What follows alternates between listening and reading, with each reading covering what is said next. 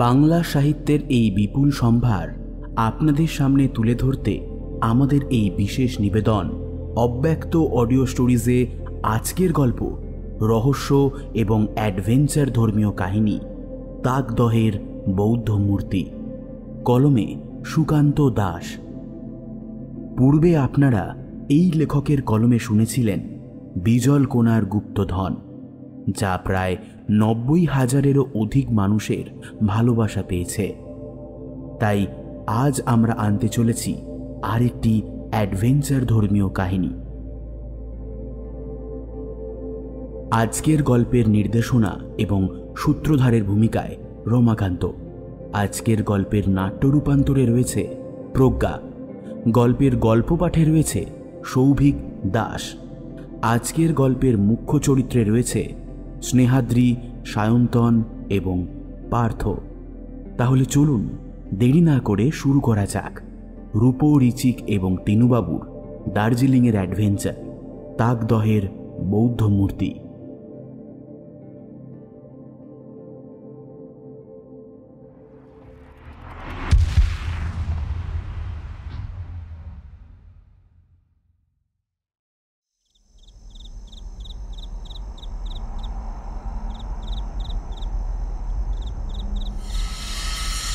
রাতের অন্ধকারকে আশ্রয় করে একটা লোক ঢালু জমি বেয়ে তরতর করে নেমে যাচ্ছিল নিচের দিকে। লোকটাকে আলো অন্ধকারে ভালোভাবে দেখা যায় না। আকাশে চাঁদের আলো যেটুকু রয়েছে সেই আলোতে বোঝা যায় লোকটা মাঝে মাঝে পিছনের দিকে তাকিয়ে কি যেন দেখার চেষ্টা করছিল। বেশ ভয় পেয়ে রয়েছে লোকটা। তার গোটা শরীরে দেখা দিয়েছে বিন্দু বিন্দু ঘাম। তার বুকের কাছে সে কি যেন একটা জড়িয়ে ধরে আছে। যতদূর সম্ভব তার বুকের কাছে ধরে রাখা জিনিসটা একটা কাপড়ে মোড়া কিছু। লোকটা যতবার পিছনের দিকে তাকাচ্ছে ততবার ঢালুর একদম উপরের দিক থেকে একটা আলো ক্রমশ নিচের দিকে নেমে আসছে। আলোটা দ্রুত নিচের দিকে নামছে, আর দূর থেকে কে যেন গলা তুলে বলল, এখনো বলছি ওখানে দাঁড়াও, না হলে কিন্তু আমরা গুলি চালাতে বাধ্য হব। আমাদের গুলি চালাতে বাধ্য করো না। তবুও দাঁড়ালো না লোকটা। একবার পিছনের দিকে ঘুরে উপরের দিকে তাকিয়ে ঢাল বেয়ে দ্রুত নামতে লাগলো। ঢাল দিয়ে একটা নয়, এবার 2-3টে আলো দেখা গেল। টর্চের আলো সামনের দিকে ফেলে কারা যেন দ্রুত গতিতে লোকটাকে অনুসরণ করতে করতে নিচের দিকে নামছে। লোকটা যতটা পারছে হাতের কাপড়টা দিয়ে বুকের কাছে কি যেন একটা ভালোভাবে জড়িয়ে রেখেছে, কিন্তু শেষ রক্ষা করতে পারল না। আরও খানিকটা তাড়াতাড়ি নেমে আসার পর কিসে যেন হোঁচট খেয়ে গড়িয়ে পড়ল নিচের দিকে। জমির ঢাল বেয়ে নিচের দিকে নামতে নামতে বুকের কাছে জড়িয়ে রাখা জিনিসটা তখনও সে আঁকড়ে ধরে রাখল। হাতে পায়ে প্রচণ্ড ব্যথা অনুভব করল সে। হুমড়ি খেয়ে পড়ার সময় কোনো একটা শক্ত জমিতে পায়ে ঠোক্কর লেগেছিল। দূর থেকে ছুটে আসা সেই আলোগুলো ততক্ষণ অনেকটা কাছে এসে পড়েছে। ঢালু জমির এক পাশ দিয়ে পথ চলে গেছে সামনে গ্রামের দিকে। অন্যদিকে খানিকটা পথ কেমন যেন আরো খাড়ায় নেমে গেছে নিচের দিকে। এই পথ দিয়ে নিচের দিকে গেলে বড় রাস্তা চোখে পড়ে। লোকটা সেই দিকেই গড়াতে গড়াতে গিয়ে একটা পাথরের গায়ে মাথায় ধাক্কা খেল। উঠে বসে মাথার ক্ষততে হাত দিয়েই চমকে উঠল সে। রক্ত বেরিয়ে এসেছে সেখান থেকে। তখনই একসাথে 2-3টে টর্চের আলো এসে পড়ল তার মুখে। কে যেন দাঁতে দাঁত চেপে অদ্ভুতভাবে হেসে উঠল। আমাদের ফাঁকি দিয়ে পালিয়ে যাবে এখান থেকে? আমাদের এখান থেকে পালিয়ে যাওয়া এত সহজ নয়, বুঝলি? চুপচাপ ওটা আমাদের দে, নইলে ওই পাহাড়ের খাদ থেকে তোকে নিচে ফেলে দেবো, কেউ খুঁজেও পাবে না। আমি এটা কিছুতেই তোমাদের হাতে দেব না। তোমরা এর ক্ষমতা ভুল কাজে লাগাবে। তোমাদের এটা আমি কিছুতেই দেব না। আরে কেন এতবার করে লোকটার কথা শুনছিস? দে না, দে, গুলিতে মাথাটা ঝাঁঝরা করে দে। আরে সেটা করার জন্য তো আমার হাত ইসফিস করছে, কিন্তু বস বলে দিয়েছে লোকটাকে জ্যান্ত ধরতে হবে। লোকটা ওই ব্যাপারে অনেক কিছু জানে। তাছাড়া লোকটা মরে গেলে নাকি বসের ক্ষতি হয়ে যাবে, কিন্তু কি ক্ষতি আমি বুঝতে পারলাম না। লোকটা কিন্তু এতক্ষণে পাহাড়ের ঢাল বেয়ে আরো আস্তে আস্তে খাদের দিকে এগিয়ে যাচ্ছে। লোকটার টর্চের আলো সামান্য সময়ের জন্য এক পাশে সরে গিয়েছিল, আর সেই সুযোগেই প্রফেসর খাদের একদম কাছে এগিয়ে এসে কাপড়ে জড়িয়ে রাখা জিনিসটা খাদের একদম শূন্যে ধরে বলল, তোমরা যদি আমার দিকে এগিয়ে আসো তাহলে তাহলে এটা কিন্তু আমি নিচে ফেলে দেব। পাগলামি করো না বিজ্ঞানী, পাগলামি করো না। ওটার জন্যই কিন্তু আমরা তোমার পিছু পিছু এতটা এসেছি। ওটা আমরা নিয়ে যাবই। ভালোই ভালো ওটা দিয়ে দাও, তাহলে তোমায় প্রাণে মারবো না। তোমাদের হাতে এটা দিয়ে দাও মানে আমাদের দেশের সঙ্গে বেইমানি করা। তোমাদের হাতে এটা যাতে কিছুতেই না আসে তার জন্য আমি সবকিছু করতে পারি। তুমি যদি ভেবে থাকো ওটা ফেলে দিয়ে তুমি বেঁচে যাবে, তাহলে ভুল করবে তুমি। যেভাবেই ওটার সন্ধান পেয়ে থাকো না কেন তুমি, তোমার গোটা দল কিন্তু এখন এইখানেই আছে, এই গ্রামেই তারা রয়েছে। আর তাদের কিন্তু এক এক করে আমরা খুঁজে বের করবই। তারা কিন্তু কিছুতেই জানতে পারবে না এই পাহাড়ের ঢালে খাঁজের মধ্যে তোমার লাশটা কোথায় হারিয়ে যাবে। বিজ্ঞানী একবার ভালো করে তাকালো। ভালো জমি পেরিয়ে গ্রামের দিকে, গ্রামের ভিতরে যেতে পারলে সত্যি সে গ্রামের মানুষের সাহায্য পেত, কিন্তু বড় ভুল হয়ে গেছে তার। লোকটার কথায় বিশ্বাস করে আজ রাতে এখানে জিনিসটা নিয়ে আসা ঠিক হয়নি, কিন্তু এখন আর আফসোস করে কোনো লাভ নেই। তাই তাড়াতাড়ি জিনিসটাকে আবার খাদের সামনের দিকে ধরে শেষবারের মতো বলল, আমি আবার বলছি, তোমরা চলে যাও, আমায় ছেড়ে দাও, নইলে ওটা কিন্তু তোমরা কখনোই পাবে না। ওই জঙ্গলের মধ্যেই এটা পড়ে থাকবে, আর ওই জঙ্গলের মধ্যে ঢুকে ওটা খুঁজে আনা তোমাদের কাজ নয়। এবার একজন লোক পিস্তলটা নিয়ে সামনের দিকে এগিয়ে গেল।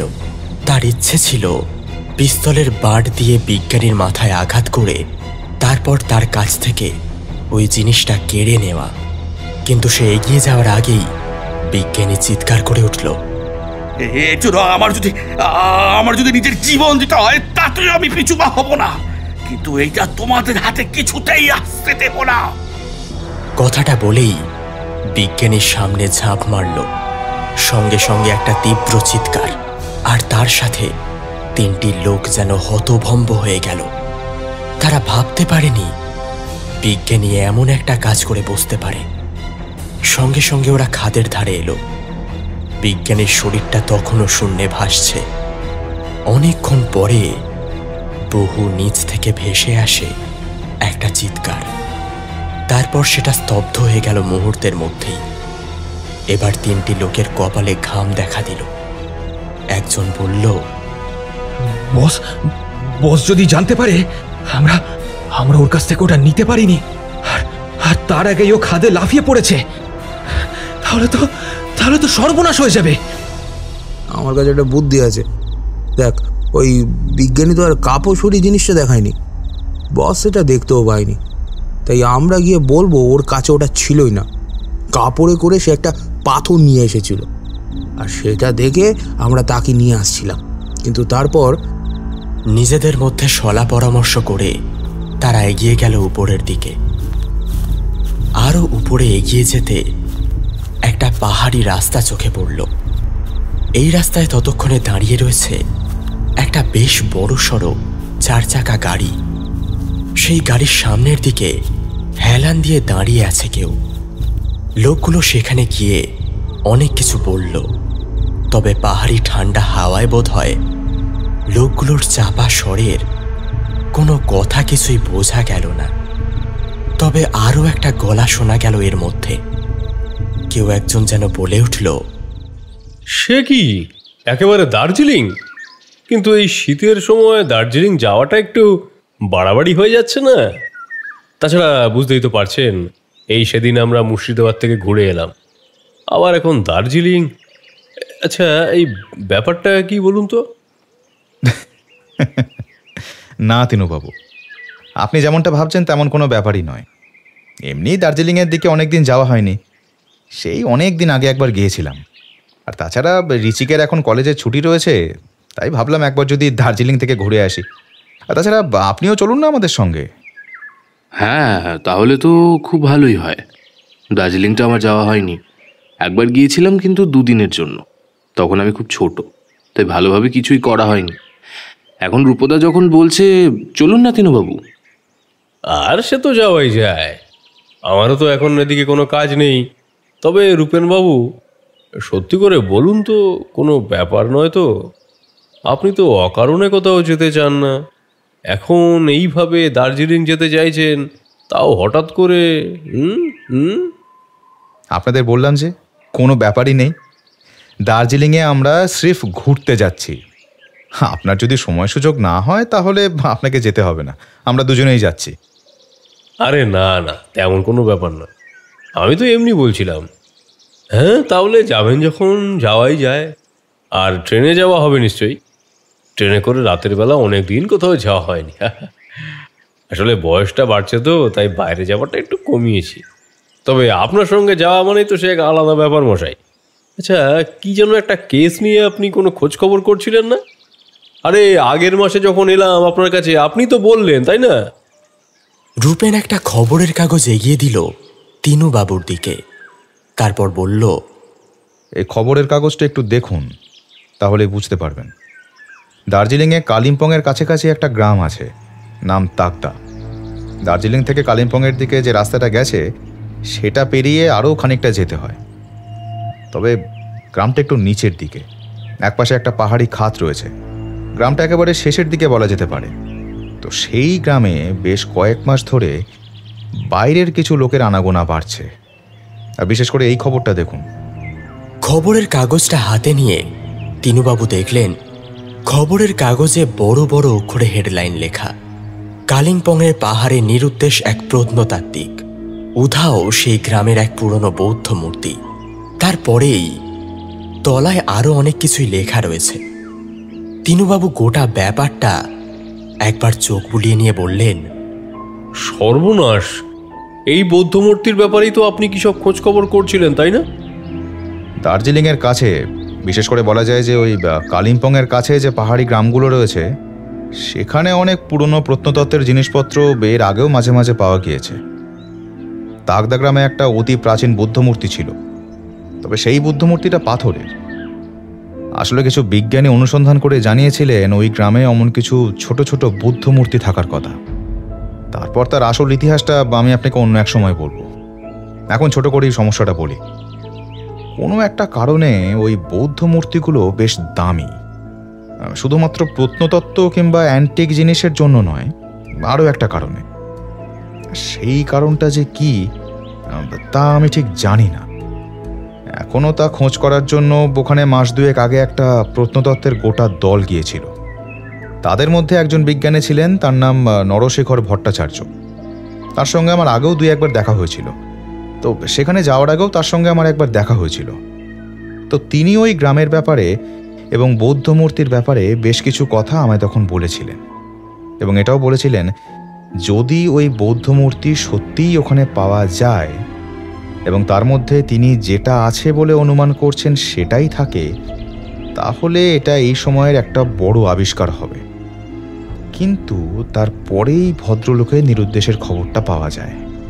খবর ব্যবস্থা দেখেই বুঝতে পারছেন যে 3 দিন আগের খবরের কাগজ, অর্থাৎ যা হয়েছে আরও কয়েকদিন আগে হয়েছে। ভদ্রলোক নিখোঁজ হয়েছেন সেটা ঠিক আছে, স্থানীয় লোকেরা জানিয়েছিল সন্ধ্যের দিকে তিনি কোথাও একটা বেরিয়েছিলেন। এবার তিনি হয়তো রাতের অন্ধকারে পাহাড় থেকে কোথাও পড়ে গেছেন, এটাও হতে পারে। কিন্তু তার গোটা দলটা এইভাবে নিরুদ্দেশ হলো কি করে? তার মানে তুমি কি বলতে চাইছো, এই গোটা ব্যাপারটার মধ্যে কোনো একটা রহস্য আছে? আচ্ছা রূপদা, তোমার কি মনে হয় ওই বৌদ্ধ মূর্তি আর ওই তাকদহ গ্রামের ওই সমস্ত ব্যাপারের জন্যই নরশেখর ভট্টাচার্য নিরুদ্দেশ হয়েছে?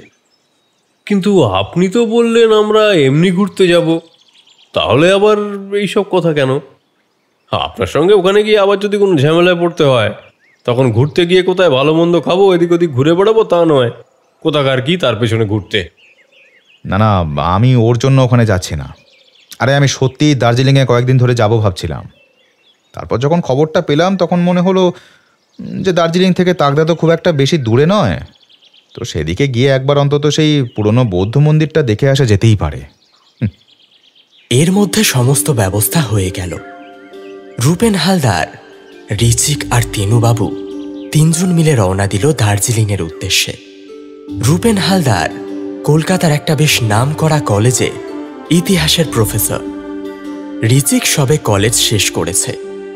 তিনুবাবু কিন্তু রিটায়ার পারসন, একসময় পুলিশের বেশ নামকরা অফিসার ছিলেন। তবে কি একটা কারণে হঠাৎ করেই তিনি অবসর নিয়েছিলেন। তার বয়স এখনো অবসর নেওয়ার মতো হয়নি, তবে সে কথা তিনুবাবু কখনোই কাউকে বলেনি। তিনজন মিলে একদিন বিকেলের দিকে দার্জিলিংয়ে গিয়ে নামল। রূপেন সমস্ত ব্যবস্থা আগে থেকেই করে রেখেছিল। সেখানকার একটা হোটেলে ওদের থাকার ব্যবস্থা হলো। ট্রেনে যাতায়াতের একটা ক্লান্তি রয়েছে, তাছাড়া নতুন একটা জায়গা, বেশ কয়েকদিন এখানে থাকার কথা থাকলেও প্রথম দিন ওরা কোথাও যেতে চাইল না। প্রথম দিন হোটেলেই খাবার অর্ডার করে খাওয়া দাওয়া সেরে সঙ্গে সঙ্গে ঘুমিয়ে পড়ল।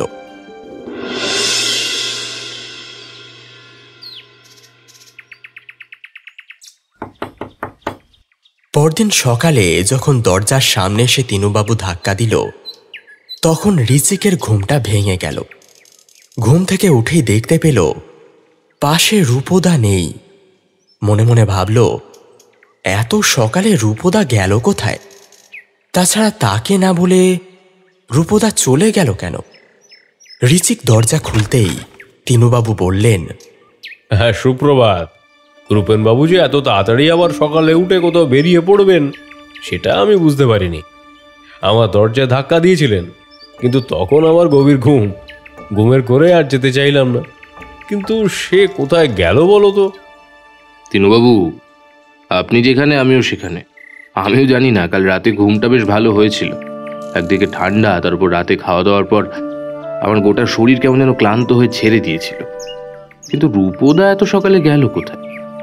হোটেলের দোতলায় ওরা পাশাপাশি দুটো রুম নিয়েছিল। একটায় রূপেন আর ঋচিক, আর অন্যটায় তিনুবাবু। একটু পরে রুম বয় এসে ওদের সকালের খাবার দিয়ে গেল। রুম বয় জানালো রূপেন নাকি সকালে ওদের খাবার দিতে বলে নিজে বেরিয়েছে। বলেছে তার ফিরতে একটু দেরি হবে। দোতলার ব্যালকনির কাছে ওরা গরম চায়ের কাপ হাতে নিয়ে দাঁড়িয়ে বাইরের দিকে তাকিয়ে দেখছিল। হোটেলটা যেখানে, তার সামনে দিয়ে চলে গেছে একটা পাহাড়ি রাস্তা।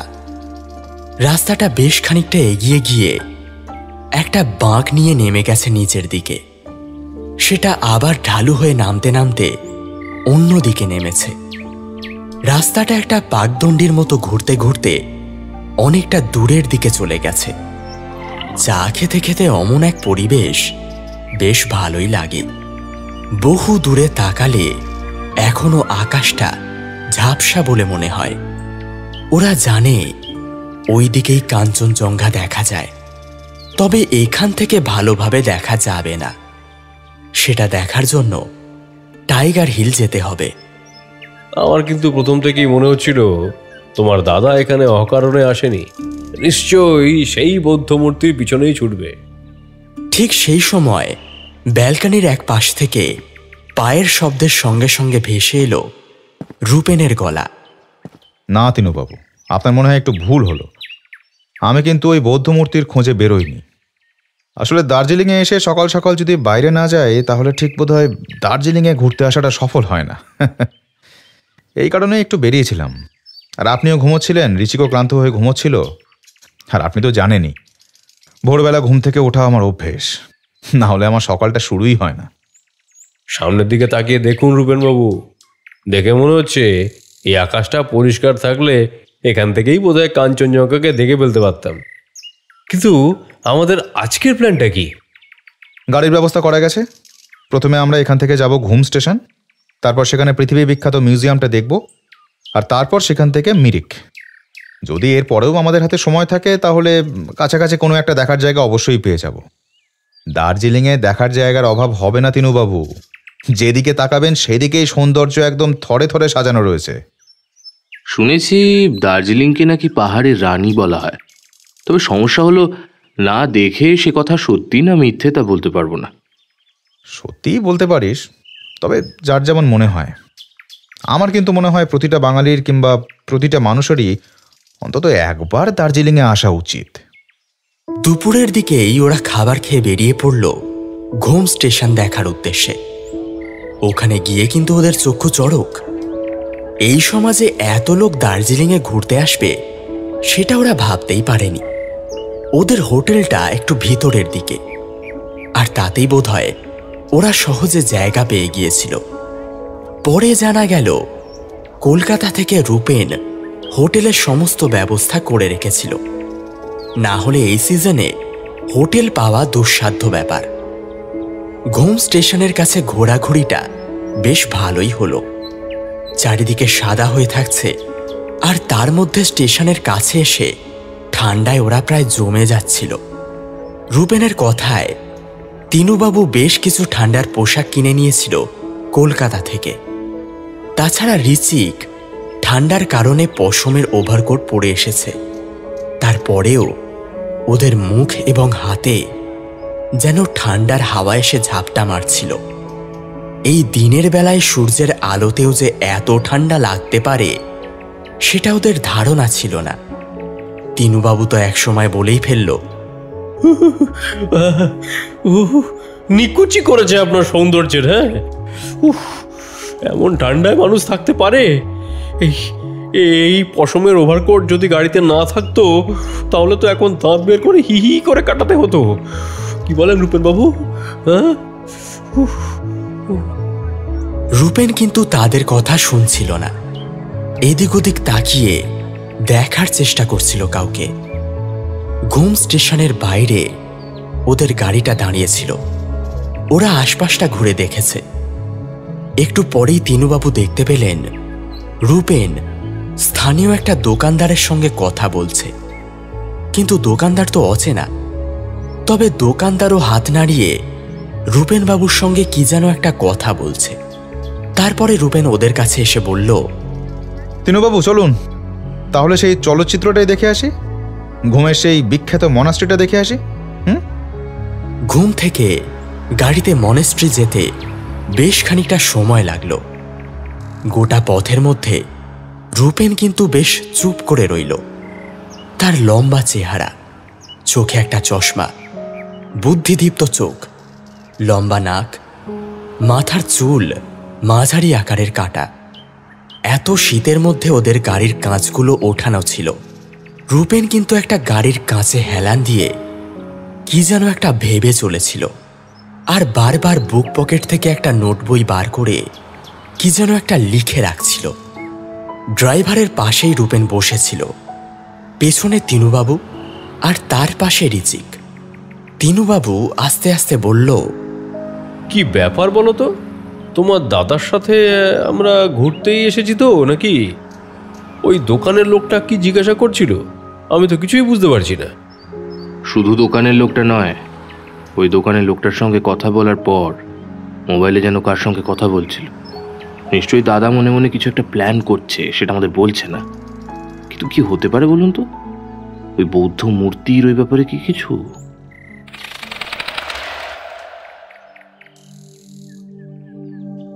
বৌদ্ধ মূর্তি কিন্তু বেশ ভালো লাগলো। ওরা একটা লম্বা কাঠের বেঞ্চে দাঁড়িয়ে এদিক ওদিক দেখে চলেছিল।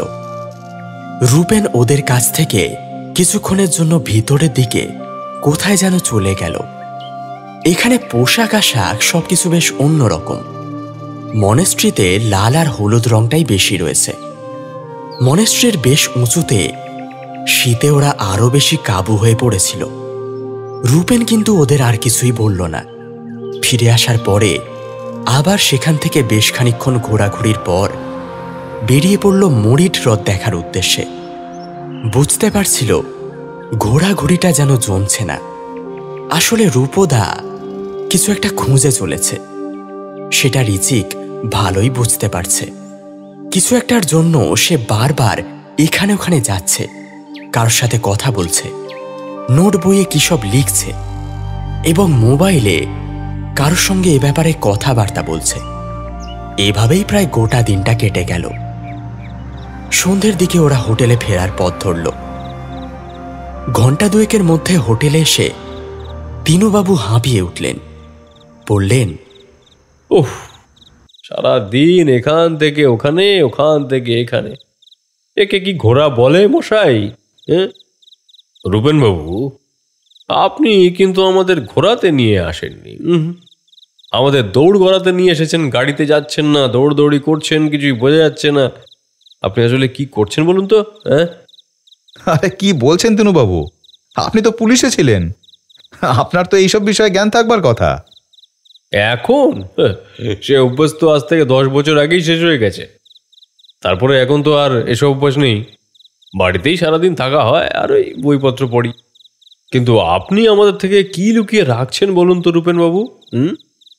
এই সুযোগে রিচিকও চেপে ধরল তার রূপদাকে, বলল, হ্যাঁ রূপদা, তুমি আমাদের থেকে কিছু লুকিয়ে রাখছো বলেই মনে হচ্ছে। আসলে কি খুঁজতে চাইছো স্পষ্ট বুঝতে পারছি না। তুমি কি কারোর খোঁজ করছো? ওরা নিজেদের দুটো ঘরের মধ্যে একটা ঘরে এসে বসেছিল। তিনুবাবু বিছানার উপরে বসেছিল, দুটো চেয়ারে রূপেন আর রিচিক। রূপেন সামান্য হেসে পকেট থেকে নোট বইটা বার করে বলল, আমি এখানকার যেখানে যেখানে যাচ্ছিলাম সেই জায়গাটার ব্যাপারে কিছু কিছু তথ্যও লিখে রাখছিলাম। জানেনই তো, এটা আমার নেশা আর অভ্যেসও বলতে পারেন, তাছাড়া আর এমন কিছু নয়। আর রিচিক, অতিরিক্ত উপন্যাস পড়ে পড়েই কিন্তু তোর এই অবস্থা। সব কিছুর মধ্যেই কিছু না কিছু খুঁজে বার করিস, দেখলেই তো বুঝতে পারবি এখানে কি আছে। রিচিক নোট বইটা হাতে নিয়ে দেখল ঘুম স্টেশন, মনেস্ট্রি এবং মরিড রথের ব্যাপারে সামান্য কিছু তথ্য লেখা রয়েছে, তাছাড়া আর কিছুই নেই। মনে মনে ভাবল, তাহলে কি রূপদা সত্যি সত্যিই ওই লোকগুলোর সঙ্গে কথা বলে ওই জায়গাগুলোর ইতিহাস জানতে চাইছিল, নাকি অন্য কিছু ব্যাপার আছে এর মধ্যে? রূপেনকে সে ভালোভাবেই চেনে, সে এত সহজে ধরা দেওয়ার পাত্র নয়, সেটাও সে ভালোভাবে জানে। তাই আড়মোড়া ভাঙতে ভাঙতে বলল, আজকেরটা না হয় হলো, কাল আমাদের কি প্ল্যান? একটু গরম গরম চা কিংবা কফি হলে খুব ভালো হতো, তার ব্যবস্থা করা যাবে নাকি? রূপেন রিচিকে ইশারা করতেই সে নিচে চলে গেল। তিনুবাবু বললেন, রূপেনবাবু, কাল আমরা তাহলে কোথায় যাব? আর ওই টাইগার হিল তো একদিন যেতেই হবে, সেখানে না গেলে তো দার্জিলিং আসাটা পুরোপুরি মাটি হয়ে যাবে, কি বলেন? সেখানে যাব, তবে আমরা এখানে দিন কয়েক আছি, অন্তত সপ্তাহখানেক তো এখানে থাকছি। টাইগার হিল না হয় পরে হবে, কাল সকালে আমায় একবার বেরোতে হবে। আপনারা দুজন চাইলে কাছাকাছি কোথাও একটা ঘুরে আসতে পারেন, তবে গাড়ি বলাই থাকবে, ইচ্ছা হলে সেই গাড়িতেও যেতে পারেন, তবে বেশি দূর না যাওয়াই ভালো। এই তো কাছেই একটা চিড়িয়াখানা আছে, সেখানে ঘুরে আসতে পারেন। সকালে? কিন্তু সকালে কোথায় যাবেন মশাই? আমার মিথ্যে কথা বলে পার পেয়ে যাবেন বলে ভেবেছেন নাকি? আমি কিন্তু ঠিক খুঁজে বার করতে পারবো, ভুলে যাবেন না একসময় আমি পুলিশে ছিলাম। আপনার হাত থেকে পালিয়ে যাওয়ার চেষ্টা আমি করছি না, তবে একটা অন্য কাজ আছে আমার, তাই আর কি। আসলে এখানকার একটা পুরনো বৌদ্ধ মূর্তির খোঁজ পেয়েছি, আর সেই ব্যাপারে আমাকে একবার যেতে হবে। বুঝতেই পারছেন, এসব ব্যাপারে বেশি লোকজন নিয়ে গেলে সমস্যা হয়, তাই আমাকে একাই যেতে হবে আর কি। যার সঙ্গে আমার কথা হয়েছে সে আমায় একাই যেতে বলেছে, আর মূর্তি নিয়ে এলো তো আপনারা দেখতেই পাবেন। এরপর আর বেশি কথা হলো না। কফি খেয়ে ওরা যে যার ঘরে চলে গেল। সারাদিন ঘোরাঘুরি করে রাতে খাবার খেয়ে ঘুমাতে গেল সবাই। বেশ রাত্রের দিকে রিচিকের ঘুমটা ভেঙে গিয়েছিল। ঘুম ভাঙতে সে দেখতে পেল ঘরে আলো জ্বলছে। রূপেন টেবিলের কাছে বসে কি যেন করছে। ঘুম জড়ানো গলায় রিচিক বলল, রূপদা, এত রাতে তুমি জেগে জেগে কি করছো? ঘুমোবে না? তুই ঘুমা, কাল সকালে যেখানে যাব তারই প্রস্তুতি নিচ্ছি। কয়েকটা ব্যাপারে একটু ভালো করে জেনে রাখা দরকার। রূপেনের একটা ল্যাপটপ রয়েছে, সেটা তার কাজেই লাগে, আর সেই কারণে সে সেটা এখানেও নিয়ে এসেছে। রাতের বেলা সে কিন্তু ল্যাপটপে কাজ করছিল। একবার উঁকি মেরে ঋচিক দেখল ল্যাপটপে একটা অদ্ভুত মূর্তির ছবি রয়েছে। তবে ছবিটা কেমন যেন কালচে, কিন্তু ছবিটা যে কিছু একটা মূর্তির সেটা সে ভালোভাবে বুঝতে পারছিল। বাকি লেখাগুলো ইংরেজিতে লেখা, এত দূর থেকে লেখাগুলো সে পড়তে পারল না। তাছাড়া ঘুমে চোখ জড়িয়ে আসছিল, তাই দেরি না করে সে চোখ মুছল। কিন্তু চোখ বন্ধ করার আগে যেন শুনতে পেল রূপদা নিজের মনেই বলছে, কি এমন থাকতে পারে মূর্তির ভেতরে যার জন্য একটা গোটা প্রত্নতাত্ত্বিক দলকেই ওরা গায়েব করে দিল। তারপরে আর কিছু মনে নেই ঋচিকের। গভীর ঘুমে সে তলিয়ে গেল।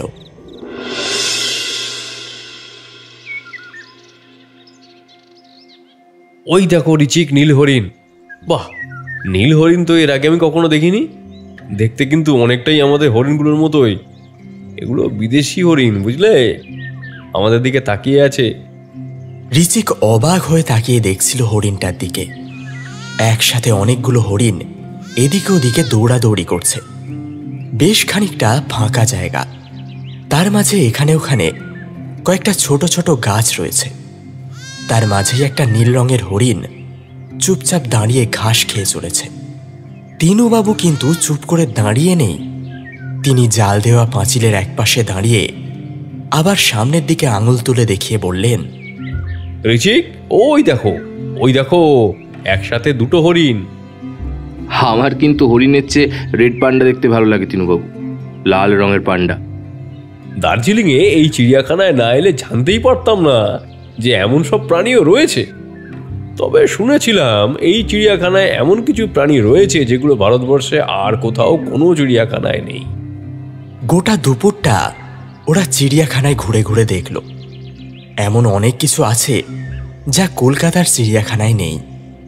তাছাড়া আরও অনেক চিড়িয়াখানা ওরা ঘুরেছে, সেখানেও নেই। কিন্তু বারবার মনটা খচখচ করতে লাগলো, রূপেন কোথায় গেল? একবার মনে হলো রূপদা ওদের যা কিছু বলছে সব কিছুই মিথ্যে। বৌদ্ধ মূর্তি, এখানকার সমস্ত জায়গাগুলোর ঐতিহাসিক তথ্য সব কিছুই মিথ্যে। এসব কিছুর পিছনে অন্য একটা কিছু আছে যেটা রূপদা বলতে চাইছে না। আর তিনুবাবু মনে মনে ভাবলেন, আসলে রূপেন ওদের সঙ্গে নিতে চাইছে না। তাতে লোক বাড়বে, লোক বাড়লে কাজের সমস্যা হবে, আর এই সমস্ত কাজে মাঝে মাঝে বিপদ ডেকে আনতে পারে। তাছাড়া যে মূর্তিটা সে আনতে যাচ্ছে নিশ্চয়ই সেটা দামি কিছু, কিংবা এমন কোনো মূর্তি যেটার সঙ্গে ইতিহাসের এমন কোনো ব্যাপার জড়িয়ে রয়েছে, বা যেটা রূপেন এখনই আর কাউকে জানাতে চাইছে না। দুজনেই দুজনের মতো ভাবল। তবে দুজনই বুঝতে পারছিল রূপেন হালদার যা করছে ভালোর জন্যই করছে। ভূপেন সকালে গাড়ি ধরে তারপর হোটেল থেকে বেশ খানিকটা দূরে কালিম্পংয়ে এসে পৌঁছেছিল। আগে যিনি খবরটা জোগাড় করেছেন সে কালিম্পং থেকে ওই তাকদহ নামের একটা ছোট্ট গ্রামে। সেই গ্রামে আসলে সেই পুরনো বৌদ্ধ মূর্তিটা রয়েছে, যে মূর্তিটা ওই গ্রামের লোকেরা নিজেদের প্রাণের চেয়েও বেশি প্রিয় বলে রক্ষা করে। কিন্তু ওই মূর্তি নয়, আসলে তার খোঁজ রয়েছে অমনি দেখতে আরও একটি বৌদ্ধ মূর্তি, যার আকার অনেকটা ছোট মতো। ওরা গাড়ি নিয়ে দার্জিলিং থেকে সোজা এসে পড়েছিল কালিম্পং। কিন্তু তারপরেই জানতে পারল তাকদহ যাওয়ার জন্য কালিম্পং থেকেও আরও খানিকটা উপরের দিকে উঠতে হবে। যে গাড়িটা হোটেল থেকে সে নিয়ে এসেছিল সেই গাড়িতে করেই চলতে লাগলো। মাঝে তাকে একবার গাড়িতে তেল ভরতে হলো। গাড়ির ড্রাইভার এক সময় বলল, স্যার, আপনি যেখানে যাওয়ার কথা বলছেন সেখানে কিন্তু এই সময় ট্যুরিস্টরা খুব একটা যায় না। ওখানে মাস দিনের আগে কি একটা ঝামেলা হয়েছিল, তারপর থেকেই ওখানকার লোকেরা ট্যুরিস্টদের গ্রামে ঢুকতে দেয় না। কিন্তু কেন বলো তো, কি হয়েছিল সেখানে? আসলে মাসখানেক আগে একটা গোটা দল এসেছিল সরকারি তরফ থেকে, এটা কাজের জন্য, কিন্তু সেই গোটা দলটাই এক রাতের মধ্যে নিরুদ্দেশ হয়ে যায়। তারপর সেই গ্রামে পুলিশ গেছিল, সেখানে অনেক ঝামেলা হয়। আর তার আগে থেকেই ওই গ্রামের লোকেরা ওখানে কাউকে ঢুকতে দিতে চাইতো না। আর বাইরের লোকেরাও নাকি মাঝে মাঝে ওখানকার লোকেদের খুব বিরক্ত করত। আমার চেনা একজন আছে ওই গ্রামে, তার কাছ থেকে আমি খবরটা পেয়েছি। আর আমার বাড়িও ওই দিকটাতেই। আচ্ছা, তোমার বাড়ি যখন এইদিকে, তাহলে তুমি একটা ব্যাপার জানবে, ওই গ্রামে একটা অনেক পুরনো বৌদ্ধ মূর্তি আছে। সেই মূর্তিটার ব্যাপারে তুমি কিছু জানো? স্যার, ওই মূর্তিটাকে ওই গ্রামের লোকেরা নিজেদের ভগবান বলে পুজো করে। ওই গ্রামের লোকেরা বৌদ্ধ মূর্তিকে বেশ মানে। তবে তার সঙ্গে আরও একটা গল্প ওই গ্রামে আছে। ওই বৌদ্ধ মূর্তির সঙ্গে নাকি আরও 9টা বৌদ্ধ মূর্তি ওই গ্রামেই কোথাও ছিল। এখন সেগুলো কোথায় সে কথা কেউ জানে না। তবে ওই 9টা বৌদ্ধ মূর্তির মধ্যে নাকি এমন কোনো শক্তি ছিল যা দিয়ে অনেক কিছু করা যায়।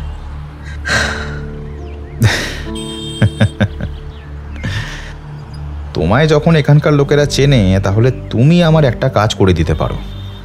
আমাকে এই গ্রামে একবার ঢুকতে দিতে হবে। আমি ওই বৌদ্ধ মূর্তিগুলোর ব্যাপারে একটু জানতে চাই। তাছাড়া তুমি যে প্রথম লোকটার কথা বলছো, নরশেখর ভট্টাচার্য, সে আমার চেনা লোক ছিল। তার এবং তার গোটা দলের নিরুদ্দেশ হয়ে যাওয়ার ব্যাপারটা আমি এত সহজে মানতে পারছি না। সত্যি বলতে আমি কিন্তু তাদের জন্যই এখানে এসেছি। আমি চেষ্টা করব স্যার, কিন্তু যদি না হয় তাহলে আমার কিছু করার নেই। তবে আমি আবারও বলবো স্যার, ওখানে যাবেন না। শুধু শুধু এই বিপদের মধ্যে জড়িয়ে পড়ে কী লাভ বলুন তো? পুলিশ তো গোটা ব্যাপারটা থেকে হাত গুটিয়ে নিয়েছে। তারাও ওদের হারিয়ে যাওয়ার পর তদন্ত খুব একটা বেশি দিন চালায়নি। পুলিশ বলছে নাকি গোটা দল রাতের অন্ধকারে পাহাড়ের কাছে নিচেই পড়ে গিয়ে থাকতে পারে। আর তাছাড়া আরও একটা ব্যাপার, ওই যে প্রফেসর, তার মাথায় একটা টুপি থাকতো। ওই টুপিটা নাকি পাহাড়ের খাদের কাছে এক জায়গায় পাওয়া গেছিল। তার গলায় একটা আতস খাত সব সময় বাঁধা থাকতো, সেটাও নাকি পাহাড়ের একদম খাদের কাছে পুলিশ খুঁজে পেয়েছিল। রূপেন হালদার কি যেন ভাবলো মনে মনে। পকেট থেকে নোটবুকটা বার করে লিখে রাখল। গাড়ি তখনও চলছে। গাড়িটা যে উপরের দিকে উঠছে সেটা ভালোভাবে বোঝা যায়। চারপাশ থেকে ঠান্ডা বাতাস এসে বন্ধ কাঁচের উপর ধাক্কা দিচ্ছে। এদিকে লোকজন বেশি নেই, তাছাড়া এদিকে বসতিও নেই। ফাঁকা রাস্তার দুপাশে উঁচু নিচু জমিতে মাঝে মাঝে গাছপালা দেখা যায়। দূরের দিকে তাকালে কোথাও শহর দেখা যায়, আবার কোথাও পাহাড়ের পাকদণ্ডি ছাড়া অন্য কিছুই নেই। বেশ খানিকটা দূরে আর কিছু দেখা যায় না। আকাশটা কেমন যেন ঝাপসা হয়ে থাকে। এভাবে চলতে চলতে ওরা একসময় তাকদহ গ্রামের কাছাকাছি এসে পৌঁছালো। ঢালু জমিটা বেশ খানিকটা উপরের দিকে উঠে গেছে। সেখানটায় ফাঁকা একটু সমতল ভূমি রয়েছে। সেই সমতলের কাছে গাড়ি দাঁড় করিয়ে ড্রাইভার বলল, আপনি এখানে দাঁড়ান স্যার, গাড়িটা এখানে থাকুক, আমি একবার ভেতর থেকে ঘুরে আসি। নাহলে আপনারা এভাবে গেলে গ্রামের লোকেরা সমস্যা করবে। গাড়ি তারা ভেতরে ঢুকতে দেয় না। তাছাড়া গাড়ি নিয়ে ভেতরে ঢোকাও যাবে না। পথটা দেখতে পাচ্ছেন তো? রূপেন পথ দেখতে পেয়েছিল। শুধু ঢালু বলে নয়, মাঝে মাঝে উঁচু নিচু এবড়ো খেবড়ো পথ। এই পথে গাড়ি যাবে না, হেঁটে যেতে হবে। তবে পথটা বেশ খানিকটা। তাই সে বলল, ঠিক আছে, তুমি তাহলে দেখে এসো, আমি ততক্ষণ এখানে দাঁড়িয়ে আছি। কথাটা বলে ড্রাইভার চলে গেল। রূপেন ফাঁকা সমতল জমির একপাশে এসে দাঁড়ালো। পকেট থেকে মোবাইলটা বার করে তিনুবাবুকে ফোন করল। অপর প্রান্ত থেকে তিনুবাবু ফোনটা ধরে বলে উঠল, আরে আপনার কি ব্যাপার বলুন তো মশাই? হ্যাঁ, সেই সকালে বেরিয়েছেন, এখন দুপুর হয়ে গেল। আমরা তো চিড়িয়াখানা থেকে এসে দুপুরের খাবার খেয়ে নিলাম। তা আপনি ফিরবেন কখন? নিচের রুম বয় বললো আপনি নাকি হোটেলে গাড়ি নিয়ে বেরিয়েছিলেন, ফিরতে নাকি আপনার অনেকটা সময় লাগবে। হ্যাঁ, আসলে যেখানে এসেছি সে বাড়িতে নেই, বেশ খানিকক্ষণ অপেক্ষা করতে হবে, খানিকটা সময়ও লাগবে। আপনারা আমার জন্য অপেক্ষা করবেন না। তেমন হলে আপনারা কোথাও ঘুরেও আসতে পারেন। আমার ফিরতে সন্ধে তো হবেই, রাতও হয়ে যেতে পারে। পাশে ঋচিক কিছু বলছিল। তিনুবাবু তাকে ফোনটা দিতেই ঋচিক বলে উঠল, রূপদা, আজ নীল হরিণ আর লাল রঙের পান্ডা দেখলাম। তুমি কি এই চিড়িয়াখানায় আগে এসেছিলে? রূপেন আরও কিছু বলতে যাচ্ছিল, তার আগেই একটা লোককে গাড়ির দিকে আসতে দেখে ফোনটা রেখে গাড়ির দিকে এগিয়ে আসতেই লোকটা তার দিকে তাকালো। লোকটার পরনে এখানকার সাধারণ পোশাক, তবে গায়ের উপর একটা গরম উলের পোশাক রয়েছে। লোকটার মাথায় একটা টুপি, হাতে একটা মস্ত লম্বা লাঠি। লোকটা নেপালি ভাষায় রূপেনের দিকে তাকিয়ে বলল, ওই কে আপনি? মুই তোকে চিনি। আর এখানে আপনি কি করছেন? এই গাড়ি নিয়ে তো সামনের পথে যাওয়া যাবে না, তাছাড়া ওই পথে বাইরের লোকেদের যাওয়া নিষেধ আছে। আমি কলকাতা থেকে আসছি, এখানে ঘুরতে এসেছি, কিন্তু ওই পথে গাড়ি নিয়ে যে যাওয়া যাবে না সেটা তো বুঝতে পারছি। তবে আমাদের যাওয়া নিষেধ কেন? আমি তো ঘোরার জন্য এখানে যেতেই পারি। না, যেতে দিতে পারি না। বাইরে থেকে আপনারা আসবেন আর আমাদের গোটা গ্রামকে এভাবে বিরক্ত করবেন, সেটা তো আমরা হতে দেব না। বাইরের কোনো লোককে আমরা গ্রামে ঢুকতে দেই না। ওই বিজ্ঞানীকে আমরা বারণ করেছিলাম আর গোটা দলটাকে বারণ করেছিলাম, কিন্তু ওরা আমাদের পুলিশের ভয় দেখালো। তাছাড়া ওরা নাকি সরকারের অনুমতি নিয়ে এসেছে। তখনই বারবার বারণ করেছিলাম, শুনলো না। পাহাড়ের মধ্যে কোথাও একটা ঘাড় ভেঙে পড়ে আসছে নিশ্চয়। ঠিক হয়েছে সালা, বারণ করা সত্ত্বেও যাবে।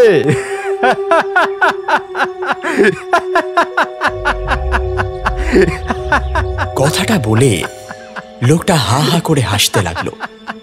হাতের লাঠিটা মাটিতে পড়তে লোকটার হাসির দৃশ্যটা দেখে রূপেনের গোটা শরীর মুহূর্তের জন্য যেন শক্ত হয়ে গেল। নরশেখর ভট্টাচার্য তার কাছে এসেছিল, কিন্তু তখন ব্যাপারটা সামলে নিয়ে বলল, আচ্ছা, ওই বিজ্ঞানীকে তো খুঁজে পাওয়া যায়নি। তাছাড়া ওদের গোটা দলে তো আরও কয়েকজন ছিল, সবাই নিরুদ্দেশ হয়ে গেল কি করে? একেবারে এক রাতের মধ্যেই সবাইকে পাহাড় থেকে নিচে ফেলে দিল কারা? আপনাদের গ্রামের লোকেরা? এই কথায় লোকটার দুটো চোখ যেন আগুনের মতো জ্বলে উঠল। তার গলায় রং বেরঙের কতগুলো পাথরের মালা। হাতের লাঠিটা তুলে পাহাড়ের একদিকটা দেখিয়ে দিয়ে বলল, ওখানে সেই বিজ্ঞানীর গলার আতজ কাজটা ওখানে পড়েছিল, আর তার টুপিটা ওই ওখানে পাওয়া গেছে। কিন্তু বাকিদের কি হয়েছে তা আমি জানি না, গ্রামের লোকেরাও জানে না। তবে ঈশ্বর ওদের শাস্তি দিয়েছে। ঈশ্বরকে নিয়ে লড়াচড়া করার এই শাস্তি। হ্যাঁ, ঈশ্বর নিজের হাতে কখনো মৃত্যুদণ্ড দিতে পারেন না, এমনকি ওই পাহাড় থেকে নিচে ফেলেও দিতে পারেন না। এগুলো মানুষের কাজ। হয় আপনাদের গ্রামের কেউ করেছে, না হলে বাইরের কেউ। বাঘকে দেখে ডারে না এমন কেউ নেই।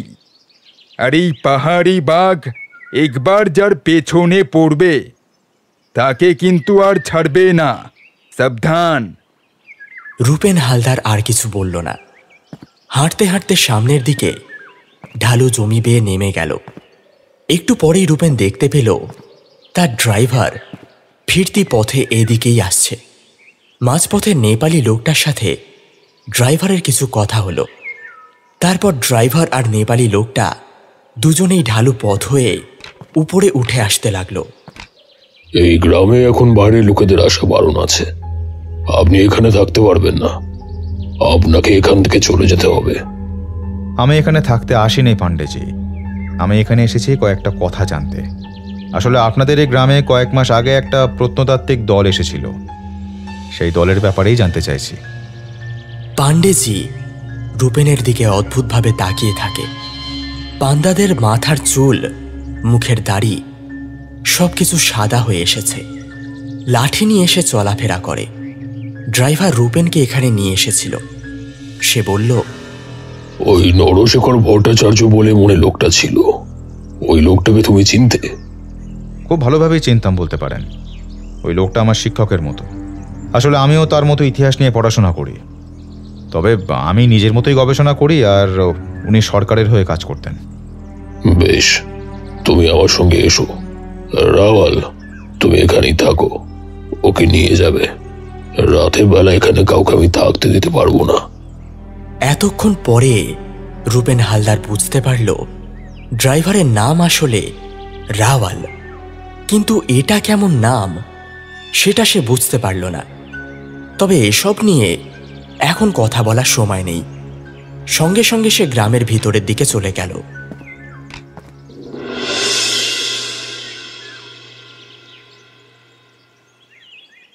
গ্রামের ভিতরে পাশাপাশি একই রকম দেখতে বেশ কয়েকটা বাড়ি।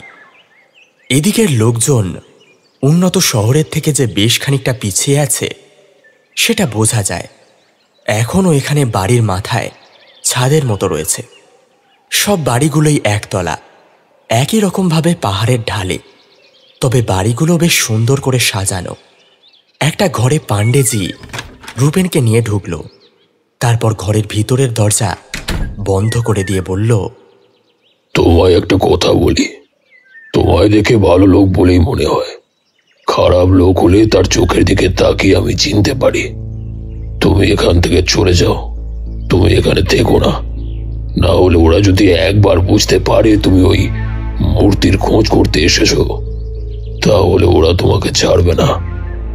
ওদের যাদের কথা বলছেন তা আমি বুঝতে পারছি, কিন্তু আপনি আর আমি এখানে ওই মূর্তির জন্য যতটা এসেছি তার থেকেও বেশি এসেছি নরশেখরবাবুর হারিয়ে যাওয়ার রহস্য জানার জন্য। আর তাছাড়া গোটা দলটা এইভাবে রাতারাতি নিরুদ্দেশ হয়ে গেল কি করে? মিথ্যে কথা বলবো না, তবে আমি জানি ওরা আমাদের এই গ্রামেরই ছিল। কিন্তু যেই রাতে ওই লোকটা গ্রাম ছেড়ে গিয়েছিল সেই রাতেই বাকিরাও কেমন যেন উধাও হয়ে যায়। তবে আমার মনে হয় গ্রামের লোকেরা কেউ কেউ কিছু জানে, তবে ওর ভয়ে কেউ কথা বলতে পারে না কোনো। কার কথা বলছো তুমি? রামলাল। এই এলাকায় রামলালের কথার উপরে কেউ কথা বলতে পারে না। আমাদের গ্রামে আগেও অনেকেই এসেছে। আমাদের এই গ্রামে নাকি অনেকগুলো ছোট ছোট ওই বৌদ্ধ মূর্তি রয়েছে, সে মূর্তিও খুঁজেছে। এমনকি তুমি যার কথা বলছো সেও তো ওই মূর্তি খুঁজতেই এসেছিল। আশ্চর্যের যে কথাটা সেটা হলো নরশেখরবাবু কিন্তু একটা মূর্তি খুঁজে পেয়েছিলেন এবং বাকিগুলোও তিনি খুঁজে পাবেন সেই আশাই করেছিলেন। তবে খবরটা তিনি কাউকেই দেননি। আর তার আগেই তো খুঁজে পেয়েছিলেন? তার মানে পাতালঘরকে খুঁজে পেয়েছিলেন? পাতালঘর? কিন্তু পাতালঘর কিসের? সে অনেক বড় গল্প, সে কথা এখন বলার সময় নেই। একটু পরেই রাত হয়ে আসবে, তোমাকে এখান থেকে চলে যেতে হবে। আমি তোমায় এখানে থাকতে দিতে পারবো না, আমায় তুমি ক্ষমা করো। তো এই গ্রামে কোথাও একটা পাতাল ঘর আছে, সেই পাতাল ঘরেই ওই বৌদ্ধ মূর্তিগুলো লুকিয়ে রাখা আছে। ওই লোকটা আমায় বলেছিল সে কথা, কিন্তু সে যে পাতাল ঘর খুঁজে পেয়েছে সে কথা আমায় বলেনি। আমাদের মন্দিরটা তুমি যদি দেখতে তাহলে হয়তো কিছু বুঝতে পারতে। তুমি আজ ফিরে যাও, কাল দিনের বেলা এখানে এসো। কিন্তু আমি যেখানে উঠেছি সেখান থেকে এখানে আসতে তো অনেকটা সময় লেগে যাবে। আচ্ছা, কিছু কি করা যায় না? আমি না হয় আপনার সঙ্গেই থাকবো, আপনি আমায় চোখে চোখে রাখবেন। আর আমি আপনাকে কথা দিচ্ছি, আপনার কথার বাইরে আমি এখানে কিচ্ছু করব না। এই গ্রামে বাইরের লোকেরা মাঝে মাঝে এসে উৎপাত করে, বুঝতেই পারছো। গ্রামটা সাধারণ শহর থেকে একটু দূরের দিকে। আমরা এখানে নিজেরাই বেশ ভালোভাবে থাকি। ওই রামলালের দল মাঝে মাঝে এখানে আসে ওই মূর্তিগুলো খোঁজ করার জন্য। গ্রামের লোকেদের উপর অত্যাচার করে। তাছাড়া সরকারি তরফের লোক অনেকেই এখানে আসে। আমরা চাই না আমাদের এখানে বাইরের লোকদের পা পড়ুক, আমাদের এই গ্রাম নষ্ট হোক। আমাদের এই গ্রামে ঈশ্বর নিজে আছে, তার কোনো ক্ষতি হোক তা আমরা চাই না। আমি বুঝতে পারছি, কিন্তু আমি এখান থেকে গেলে আবার ফিরে আসতে অনেকটা সময় লেগে যাবে। সেটা প্লিজ একটু বোঝার চেষ্টা করুন। পাণ্ডেজিকে এই কথা ও কথা বলে রূপেন রাজি করালো। ওদের ড্রাইভার রাওয়ালকে পাঠিয়ে দিল। রূপেন বলল হোটেলে গিয়ে খবর দিতে, কয়েকদিন সে বাইরেই থাকবে। বাকিরা যেন তার জন্য চিন্তা না করে। আর তেমন হলে যদি ওরা আসতে চায় তাহলে ওদেরকেও এখানে নিয়ে চলে আসে। একবার যখন তার থাকার ব্যবস্থা হয়েছে তখন পাণ্ডেজিকে বলে বাকিদের ব্যবস্থাও সে করে দিতে পারবে। আমরা একটু আপত্তি করছিলাম, বাকিরা আপত্তি করছিল, তাই একটা আলাদা ব্যবস্থা করতে হবে। এখানকার কাছাকাছি যে হোটেলটা আছে সেই হোটেলে ওদের দুজনের ওঠার ব্যবস্থা করে দিতে বলল এবং সেই রাতটা রূপেন সেখানেই থেকে গেল। সেই রাতে পাণ্ডেজির কাছে এই গ্রামের ইতিহাসের কথা শুনল সে। এ কি কথা বলো তো? হ্যাঁ, একেতেই এখানে আমরা কিছুই চিনি না, তার উপর রূপেনবাবু আমাদের একা রেখে নিজে একা একা ওই গ্রামে থাকবেন, কিন্তু উনি ওখানে গেলেন কেন? তা তো জানি না, তবে উনি কিছু একটা খুঁজতে খুঁজতে গ্রামে গিয়ে পড়েছিলেন। কতবার করে আমি বললাম যে স্যার গ্রামটা ভালো নয়, ওখানে থাকাটা ঠিক হবে না। তাছাড়া যে বৌদ্ধ মূর্তির খোঁজে উনি ওখানে গিয়েছিলেন সে বৌদ্ধ মূর্তির পিছনে আরও অনেকে রয়েছে, তারা এত সহজে ওকে ছেড়ে দেবে? আমার রূপদাকে দেখে যতটা সহজ সরল মনে হয় সে কিন্তু ততটা সহজ সরল নয়। ওর ক্ষতি কেউ সহজে করতে পারবে না তিনুবাবু, আপনি চিন্তা করবেন না। আমরা না হয় কাল সকালে এখান থেকে বেরিয়ে ওই তাকদহ গ্রামের কাছাকাছি কোথাও একটা হোটেলে থাকবো, তারপরে রূপেনদা যা বলবে তাই হবে। একবার ফোন করব নাকি? ফোনে পাবেন না, ওই গ্রামে নেটওয়ার্ক থাকে না। তাছাড়া রূপেনবাবু বলেছেন তার যখন প্রয়োজন হবে সে নিজেই ফোন করবে। গ্রাম থেকে বাইরে এসে এই উঁচু টিলার উপরে উঠলে হয়তো নেটওয়ার্ক পাওয়া যাবে। কি বিপদে পড়া গেল বলো তো? হ্যাঁ, আজ রাতে মাংস খাওয়াবে বলেছিল, রূপেনবাবুকে ছাড়া আমি একা একা মাংস খাবো, ব্যাপারটা কি ঠিক? তাতে খুব একটা অসুবিধা হবে বলে মনে হচ্ছে না। রূপেনদা যখন গিয়েছে কোনো একটা কাজে গিয়েছে, আর আপনি তো জানেন প্রতিবারই রূপেনদা এখানে ওখানে গিয়ে কোনো একটা রহস্যে জড়িয়ে পড়ে, তারপর আমাদের নানি একা একাই সেই সমস্ত কিছু সমাধান করে ফেরে, তারপর ফিরে এসে আমাদের গোটা গল্পটা শোনায়। তার তো এটাই অভ্যেস। না, এবারে আর সেটাই হাত দেব না। এই, তুমি কাল সকালেই আমাদের এখান থেকে নিয়ে যাবে ওই গ্রামের কাছাকাছি কোনো একটা হোটেলে, কি আমাদের থাকার ব্যবস্থা করবে প্রথমে, কেমন? তেমন হলে অন্য একটা গাড়ি ভাড়া করে নেব, এটা তো তোমাদের হোটেলের গাড়ি। তারপর সেখান থেকে আমাদের এই গ্রামে যাওয়ার পথটা অন্তত বাঁধতে দিও, তাহলেই হবে। ড্রাইভার যাওয়ার আগে ওদের আশ্বস্ত করে গেল, বলল কাল সকালে এসে ওদের নিয়ে যাবে। এদিকে সেদিন গোটা রাতে পাণ্ডেজির কাছে গল্প শুনেও কিন্তু ওই বৌদ্ধ মূর্তি কোথায় পাওয়া যেতে পারে এবং নরশেখর ভট্টাচার্য আর তার দলের কি হলো সে সম্পর্কে একটা হালকা অনুমান ছাড়া আর কিছুই বুঝতে পারল না রূপেন।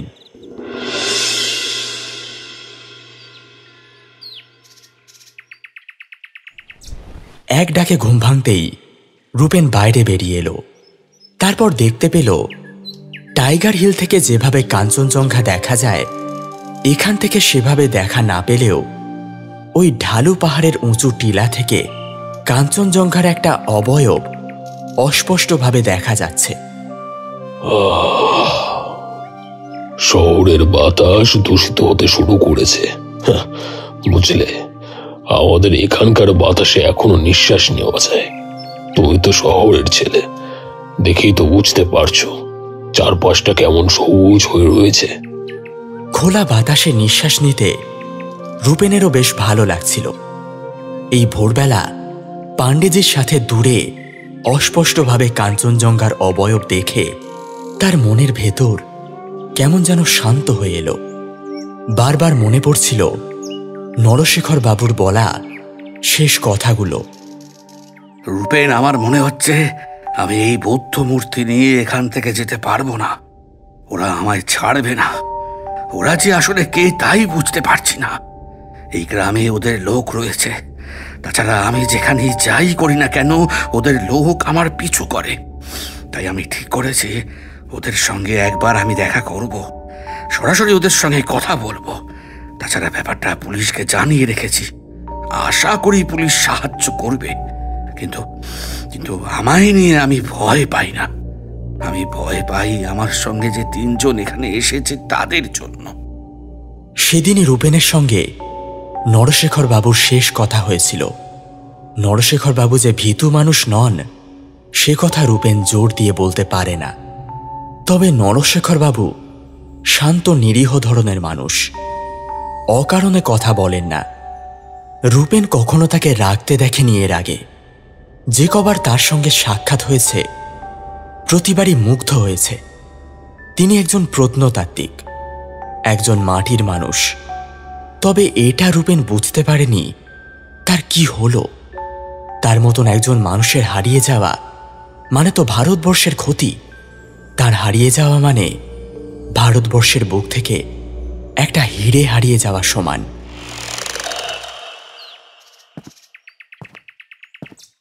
ফেরার পথে পাণ্ডেজি রূপেনকে সেই জায়গাটা দেখালো যেখানে নরশেখর বাবুর গলায় ঝোলানো আতশ কাঁচ এবং টুপিটা পাওয়া গিয়েছিল। আতশ কাঁচের কথাটা রূপেন জানে। লোকটার সঙ্গে তার যতবার দেখা হয়েছে ততবারই তার গলায় একটা কালো রঙের দড়ি ঝুলানো ছিল। তার প্রান্তে যে একটা আতশ কাঁচ আছে তা সহজে বোঝা যাবে না যতক্ষণ না তিনি বুক পকেট থেকে সেটা বার করে দেখাবেন। আতশ কাঁচের একদম নিচের দিকে ছোট্ট হ্যান্ডেলের কাছে সোনার জল দিয়ে খোদাই করে লেখা রয়েছে NB, মানে নরশেখর ভট্টাচার্য। রূপেনের মনের ভেতরটা কেমন যেন তোলপাড় হয়ে গেল। একটু সামনের দিকে ঝুঁকে নিচের দিকে তাকাতেই বুঝতে পারল পথ ধরে ওরা অনেকটা উপরে উঠে এসেছিল। প্রথমে সেই রাস্তাটা বেশ খানিকটা দূর থেকে দেখা যাচ্ছে। সেই পথে আসার সময়ই একপাশে জঙ্গলটা ওরা দেখতে পেয়েছিল। অর্থাৎ ওই জঙ্গলে যদি কেউ গিয়ে পড়ে তাহলে তাকে খুঁজে পাওয়াটাও দুঃসাধ্য হয়ে পড়বে। তবে রূপেনের কেমন যেন মন বলছিল এইখানে যখন টুপি আর আতশ কাঁচ পাওয়া গেছে তাহলে নিশ্চয়ই খারাপ কিছু একটা হয়েছে।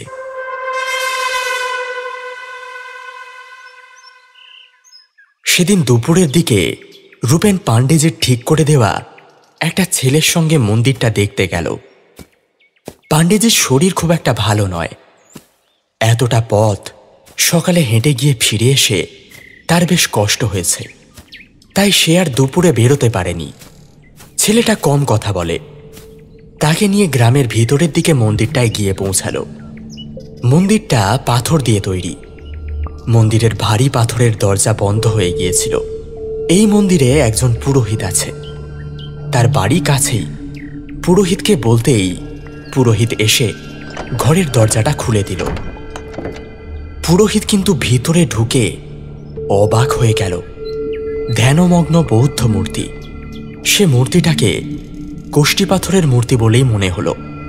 বেশ বড় মূর্তি, অন্তত মানুষের চেয়ে বড় তো হবেই।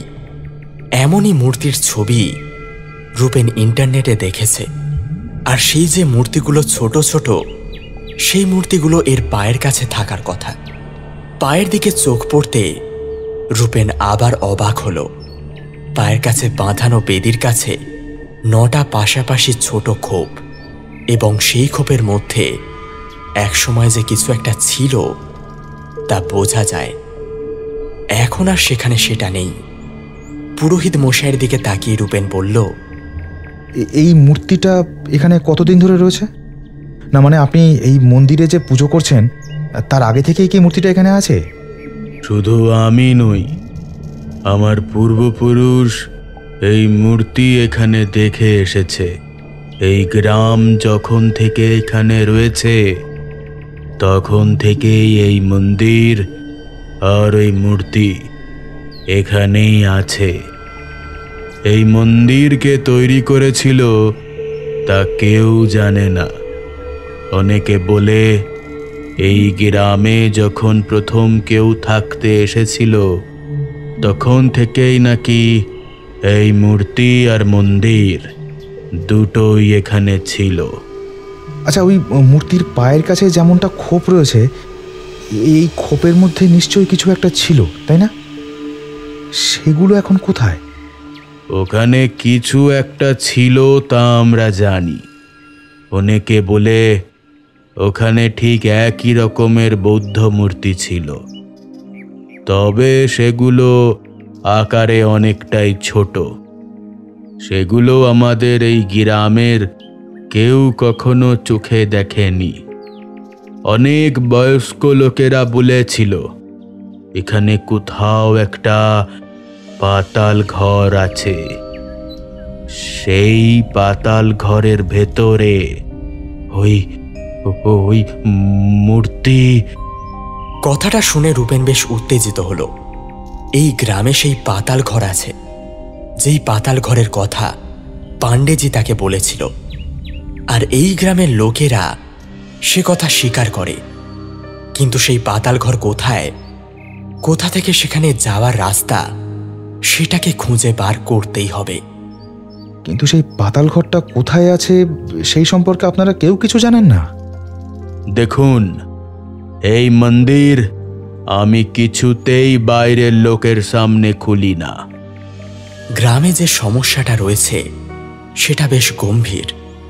পুরোহিত মশাইও চাইছিলেন না বেশিক্ষণ রূপেন সেখানে থাকুক। কিন্তু রূপর কেমন যেন মনে হচ্ছিল এই মূর্তির মধ্যেই কোথাও ওই পাতাল ঘরের রহস্যের হদিশ থাকলেও থাকতে পারে। সে সমস্ত প্রশ্নের উত্তর বুদ্ধ মূর্তিতেই আছে। মন্দিরের পিছনের দিকে পাশাপাশি দুটো জানালা। সেই জানালা দিয়ে মূর্তির গায়ে এসে সূর্যের আলো পড়ছিল। রূপেন মূর্তির পিছনের দিকে গিয়ে দাঁড়ালো। কালো কোষ্টি পাথর পিছনের দিকে একদম সমান। কিন্তু একদম সমান কি? কালো কোষ্টি পাথরের গায়ে পিছনের দিকে বুদ্ধদেবের মূর্তির পিঠের কাছে কিছু একটা খোদাই করা আছে বলে মনে হচ্ছে না। তবে তখনই পুরোহিত মশাই তাড়া দিতেই তাড়াতাড়ি মন্দিরের থেকে বেরিয়ে এলো রূপেন। কিন্তু তার বারবার মনে হতে লাগলো বুদ্ধদেবের মূর্তির পিঠের কাছে কিছু যেন একটা ছিল। ওটা কোনো সাধারণ ভাঙা দাগ নাকি অন্য কিছু?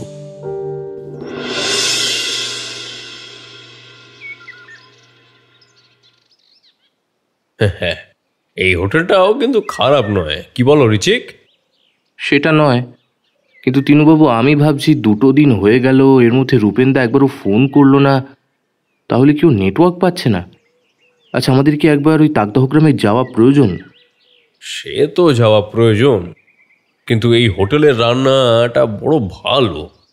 কাল সকালেও বেশ ভালো খেয়েছি, দুপুরেও ভালো খেয়েছি। তাছাড়া গ্রামে গিয়ে খাওয়ার ব্যবস্থা ঠিকঠাকভাবে হবে তো রিচিক? রিচিকের কিন্তু খাবারে মন নেই। সে বারবার ভেবে চলেছে রূপদা তাকে ছেড়ে এভাবে চলে গেল কেন? তাকে নিয়ে গেলে তো কোনো সমস্যা হতো না, নাকি তারা ওখানে থাকলে সত্যিই কোনো সমস্যা হতো? কলকাতায় থাকতে রূপদা ওই বৌদ্ধ মূর্তির ব্যাপারে যতটা রিচিককে বলেছে, তাতে ওই মূর্তির পিছনে যে অনেকেই আছে সে কথা ভালোভাবে জানে রিচিক। কিন্তু সেটা অনেকদিন আগের কথা। নরশেখর বাবুর সঙ্গে রূপেনের যে কথা হয়েছে সে কথা রিচিক জানে, এবং তারপরেই নরশেখর বাবুর নিরুদ্দেশ হয়ে যাওয়াটা রূপদাকে যে নাড়িয়ে দিয়েছে সেটাও ভালোভাবে বুঝতে পারে রিচিক। কিন্তু রূপদা আসলে কি করতে চাইছে? ওই মূর্তিটাকে খুঁজতে চাইছে, নাকি নরশেখর বাবু এবং গোটা দলটাকে খুঁজতে চাইছে? তার কিছুই রিচিক ভালোভাবে বুঝতে পারছিল না।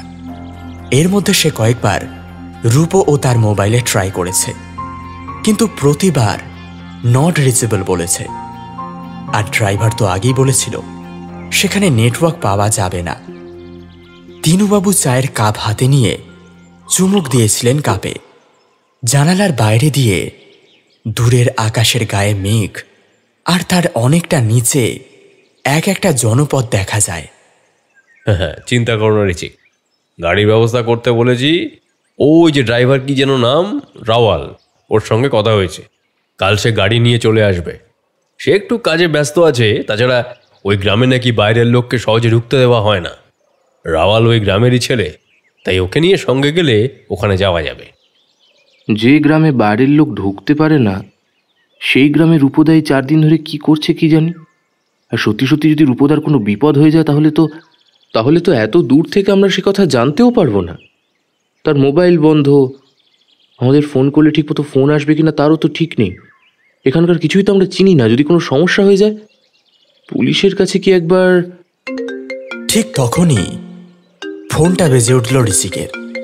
রিচিক ফোনটা হাতে নিয়ে দেখতে পেল রূপদা ফোন করেছে। তাড়াতাড়ি ফোনটা রিসিভ করে হড়বড় করে সে বলতে গেল, রূপদা, তুমি কোথায় গেছো? ওই বৌদ্ধ মূর্তিটা খুঁজে পেয়েছো? অপর প্রান্ত থেকে প্রথমে কেউ কোনো কথা বলল না। তারপর একটা গম্ভীর গলায় কেউ যেন বলল, তার মানে আমি ঠিকই ভেবেছিলাম কলকাতা থেকে এত দূরে তোমরা ওই বৌদ্ধ মূর্তি খুঁজতে এসেছো, কিন্তু ওটা যে তোমরা নিয়ে যেতে পারবে না এখান থেকে। আপনি কে?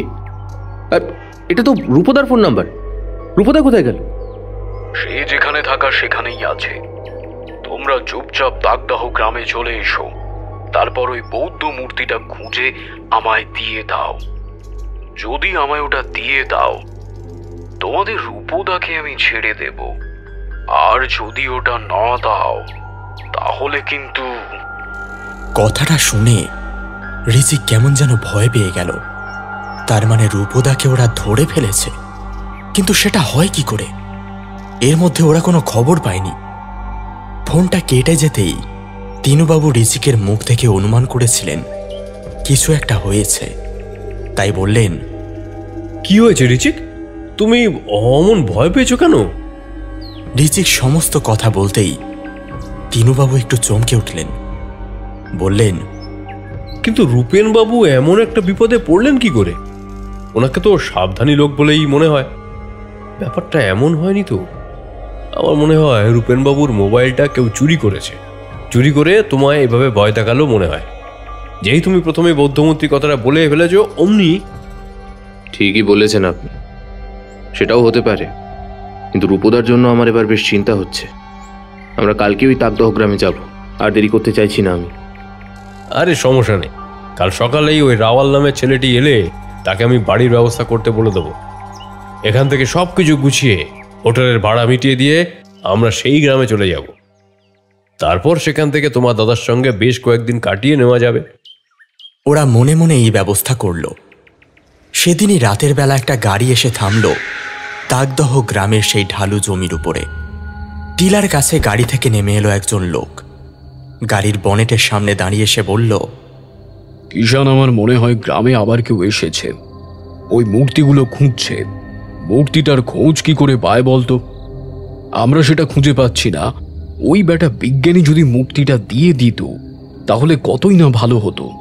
সেও বেশ কিছু টাকা পেত, আমিও মূর্তিটা বাইরে পাচার করে কয়েকশো কোটি টাকা লাভ করতে পারতাম। কিন্তু বস, এই একটা মূর্তির এত দাম কেন? আমিও ঠিক জানি না, তবে মূর্তির মধ্যে এমন কিছু একটা আছে যেটা অনেক দামি। তবে ওটা তো আর এত সহজে খুঁজে পাবো না। ওই মূর্তিটাকে গলিয়ে ফেলতে হবে, তারপর নাকি ওটা থেকে সেটা বেরোবে। এত কিছুতে আমার কি লাভ বলতো? মূর্তিটা এখান থেকে সরিয়ে বাইরে পাচার করতে পারলেই কম করে 3 কোটি টাকা আমার হাতে আসবে। কিষান নামের লোকটার লম্বা চুল, মাথার কাছে একটা কাপড় বাঁধা। সে হাতের ছুরিটা গালে ঘষতে ঘষতে বলল, আর একটা কাজ করলে হয় না বস? গোটা গ্রামটা আগুন লাগিয়ে পুড়িয়ে দিই, তাহলে আর গ্রামে কেউ থাকবে না। তারপর ওই মন্দির ভেঙে চুরে খুঁজে ঠিক দেখে নেব কোথায় সেই মূর্তিটা। তোরও যেমন মাথা। এই গ্রামে আগুন লাগিয়ে পুড়িয়ে দিলে আর মন্দির ভেঙে দিলে তখন সব লোকেরা গোটা ব্যাপারটা জেনে যাবে। তখন পুলিশের আর সরকারের নজর আরো বেশি করে এইদিকে পড়বে। তাতে আমাদের কাজটা কঠিন হয়ে যাবে। তার চেয়ে চুপচাপ বসে ওই গ্রামের লোকেদের মধ্যে কয়েকজনকে টাকা খাইয়ে ভিতরের খবরগুলো বের করতে হবে। যেভাবে ওই মোবাইলটা আমার হাতে এসেছে, ওই লোকটা একা আসেনি, তার সঙ্গে আরও কেউ এসেছে, 2 জন এসেছে। ওরা 2 জন কোনো এক হোটেলেই আছে। ওরা 2-1 দিনের মধ্যেই এখানে আসবে, আর আসার পথেই ওদের মধ্যে একজনকে। বুঝতে পেরেছি বস, একজনকে খতম করে দেবো, তারপর লাশটা পাহাড় থেকে নিচে ফেলে দেবো। ওই যে ওই বিজ্ঞানীকে যেভাবে। এমনি এমনি তোকে মাথা মোটা বলি, খতম করতে হবে না। ব্যাটাকে ধরে আনবি, আর একজন যাবে গ্রামে, তাহলেই ব্যাপারটা সব পরিষ্কার হয়ে যাবে। ওই মূর্তি আমার চাই, তার জন্যে আমায় যা করতে হবে আমি তাই করব, কিন্তু কাউকে প্রাণে মারলে হবে না। আর একটা লোক দাঁড়িয়েছিল পাশে। এতক্ষণ সে চুপ করেছিল, এবার বলল, কিন্তু বস, যাদের ধরে রেখেছি তারা তো বলেছিল ওই মন্দিরের মধ্যেই কোথাও ওই পাতাল ঘরে যাওয়ার রাস্তার নির্দেশটা রয়েছে। ওই বিজ্ঞানী এই সবটা বুঝতে পেরেছিল, কিন্তু বাকিরা কিছুই বুঝতে পারেনি। বিজ্ঞানী এতই চালাক যে সে আর কাউকে সে কথা বলেনি।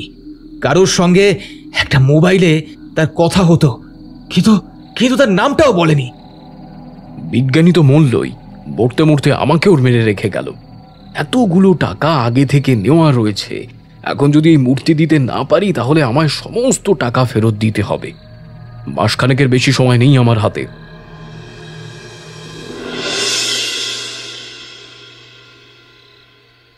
বিশ্বাস করুন, আমি আপনার মোবাইল নিইনি।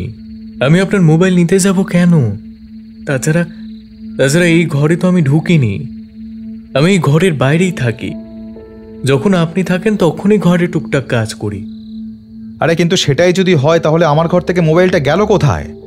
পাণ্ডেজি, আপনিই বলুন, আমার ঘর থেকে মোবাইলটা বাইরে কোথায় যাবে?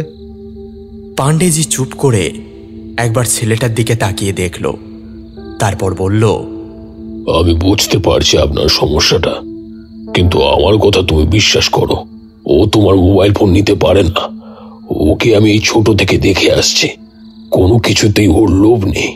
ও তোমার মোবাইল নিয়ে কি করবে? ও মোবাইল চালাতে জানে না। আমাদের এই গ্রামে মোবাইল আছে নাকি? তাহলে আমার মোবাইলটা গেল কোথায়? আরে ওটাতে আমার অনেক দরকারি জিনিসপত্র আছে। তাছাড়া আসার সময় তাড়াহুড়োতে আমি ল্যাপটপটা নিয়েই আসিনি, এই মোবাইলটাই আমার একমাত্র ভরসা। ইস, কিছু হলো? নিশ্চয়ই কেউ তোমার ঘরে ঢুকে মোবাইলটা নিয়েছে। এই গ্রামে বেশ কয়েকজনের সাথে ওই রামলালের যোগাযোগ আছে, আর তা আমি জানি। কি করবে বলো? গরিব মানুষ ভালোভাবে খেতে পায় না, টাকার লোভে অনেক খারাপ কাজকর্ম করে। কিন্তু এটা আমি বলতে পারি, আমাদের এই গ্রামের লোকেরা আর যাই করুক না কেন মানুষ খুন করতে পারে না। তোমাদের ওই বিজ্ঞানী লোকটাকে আমাদের গ্রামের লোকেরা খুঁজছে। তাদেরকে ওরা নিখোঁজ করেনি, মন্দিরের পাশের তাঁবুতেই ওরা ছিল। সেই রাত্রে কি যে হয়েছিল। মোবাইল হারিয়ে রূপেন বেশ মুষড়ে পড়েছিল। কারোর সঙ্গে যোগাযোগ করা যাবে না, তিনুবাবু আর রিজিককেও সাবধান করা যাবে না। একটা চক্র যে আস্তে আস্তে চারপাশ থেকে তাকে জড়িয়ে ফেলছে, সেটা রূপেন বেশ ভালোই বুঝতে পারছিল। এর মধ্যে যদি তিনু আর রিজিক কোনোভাবে এখানে এসে পড়ে, তাহলে বিপদটা তাদের উপরেও এসে পড়বে। ওই রাওয়াল নামের ছেলেটি, এর মধ্যে একদিন কেয়ারটেকার এসেছিল, কিন্তু তারপরে আর আসেনি। ওকে বলেও একটা ব্যবস্থা করা যেত, কিন্তু মোবাইল ছাড়া তো কিছুই করা সম্ভব নয়। একটা অদ্ভুত খটকা রূপেনের মাথায় এসে ধাক্কা দিল। রাওয়াল নামের ছেলেটি যখন তার ঘরে এসেছিল, সেদিন সন্ধ্যাবেলা থেকেই সে মোবাইলটা খুঁজে পাচ্ছে না। কিন্তু রাওয়াল তার মোবাইল চুরি করতে যাবে কেন? মোবাইল চুরি করে সে আর করবেই বাকি। রূপেন ঘরের ভিতর পাতি পাতি করে দেখল, তারপর মোবাইল খুঁজতে লাগলো, কিন্তু কিছুই পেল না। সেদিন রাতের দিকে খাওয়া দাওয়া সেরে তার জন্য বরাদ্দ পাণ্ডেজির বাড়ির একটা ঘরে ঘুমাতে গেল।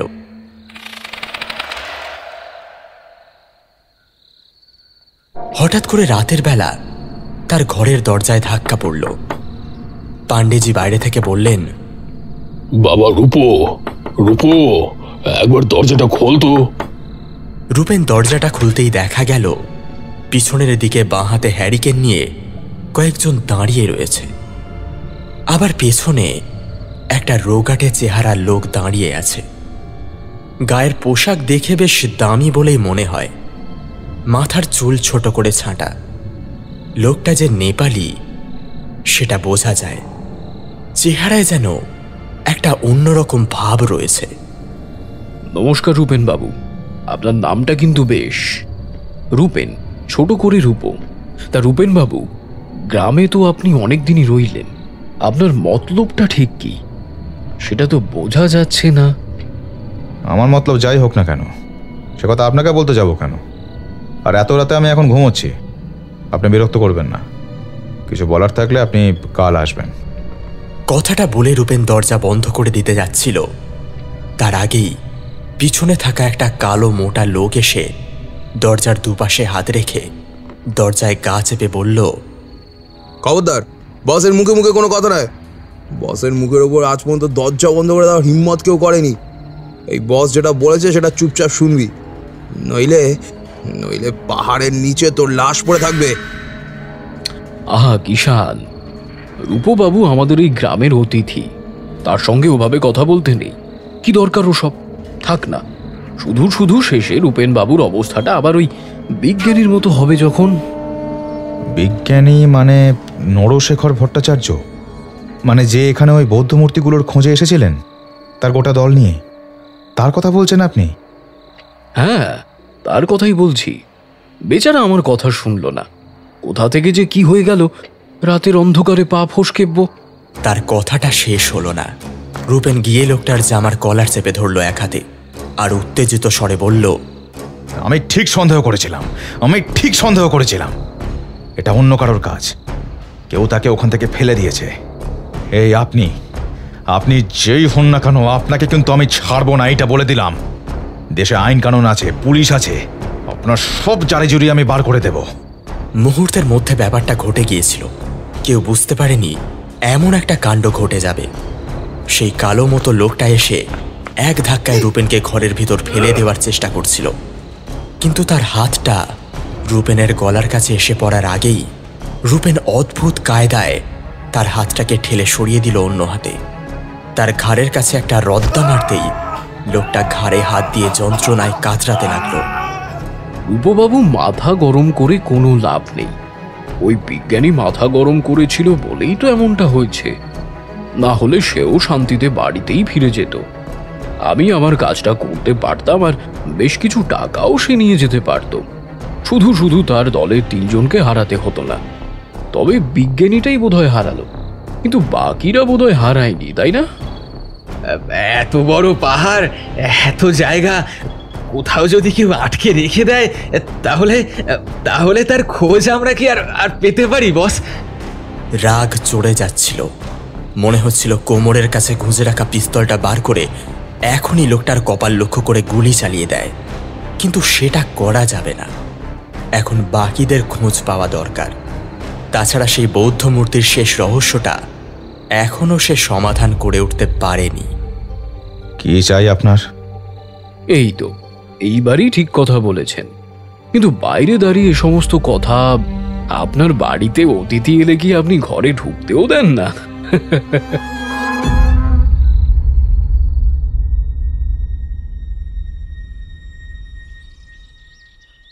দুপুরের দিকে তৈরি হয়ে থাকবেন, আপনাদের নিয়ে যাব তাড়াতাড়ি। আমি কাল রাতে ওখানে থেকেই এসেছি, আর রূপেনবাবু আপনাদের নিয়ে যেতে বলেছে। ওখানে একটু সমস্যা হয়েছিল, তবে এখন সবটা ঠিক আছে। আপনারা 10টার মধ্যে তৈরি হয়ে থাকবেন।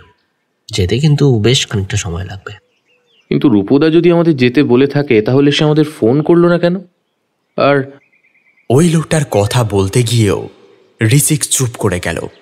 তিনুবাবু ব্যাপারটা সামলে নিয়ে বললেন, বুঝেছি, তুমি দাদার সঙ্গে দেখা করার জন্য বড্ড অস্থির হয়ে পড়েছ। আরে রাওয়াল তো বললো কাল সকালেই আমাদের নিয়ে যাবে। এখন থাক, আজকের দিনটা এখানে ভালো করে ঘুমিয়ে নি, তারপর রাতে ঘুমিয়ে সকাল সকাল বেরিয়ে পড়বো, কেমন? তুমি গাড়ি নিয়ে কখন আসবে? 10টার মধ্যেই চলে আসবো। বেশ বেশ, তাহলে ওই কথাই রইল, কাল 10টা।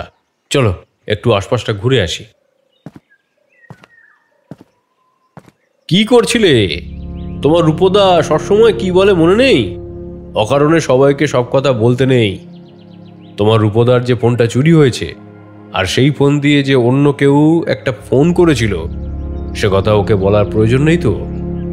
তাছাড়া ও তো তোমার রূপদাদার কাছ থেকেই আসছে, তাহলে সে নিশ্চয়ই জানে তার ফোনটা তার কাছে নেই। কিন্তু লোকটা সে কথা একবারও বলল না। কেন যে রূপদার কাছে ফোনটা নেই?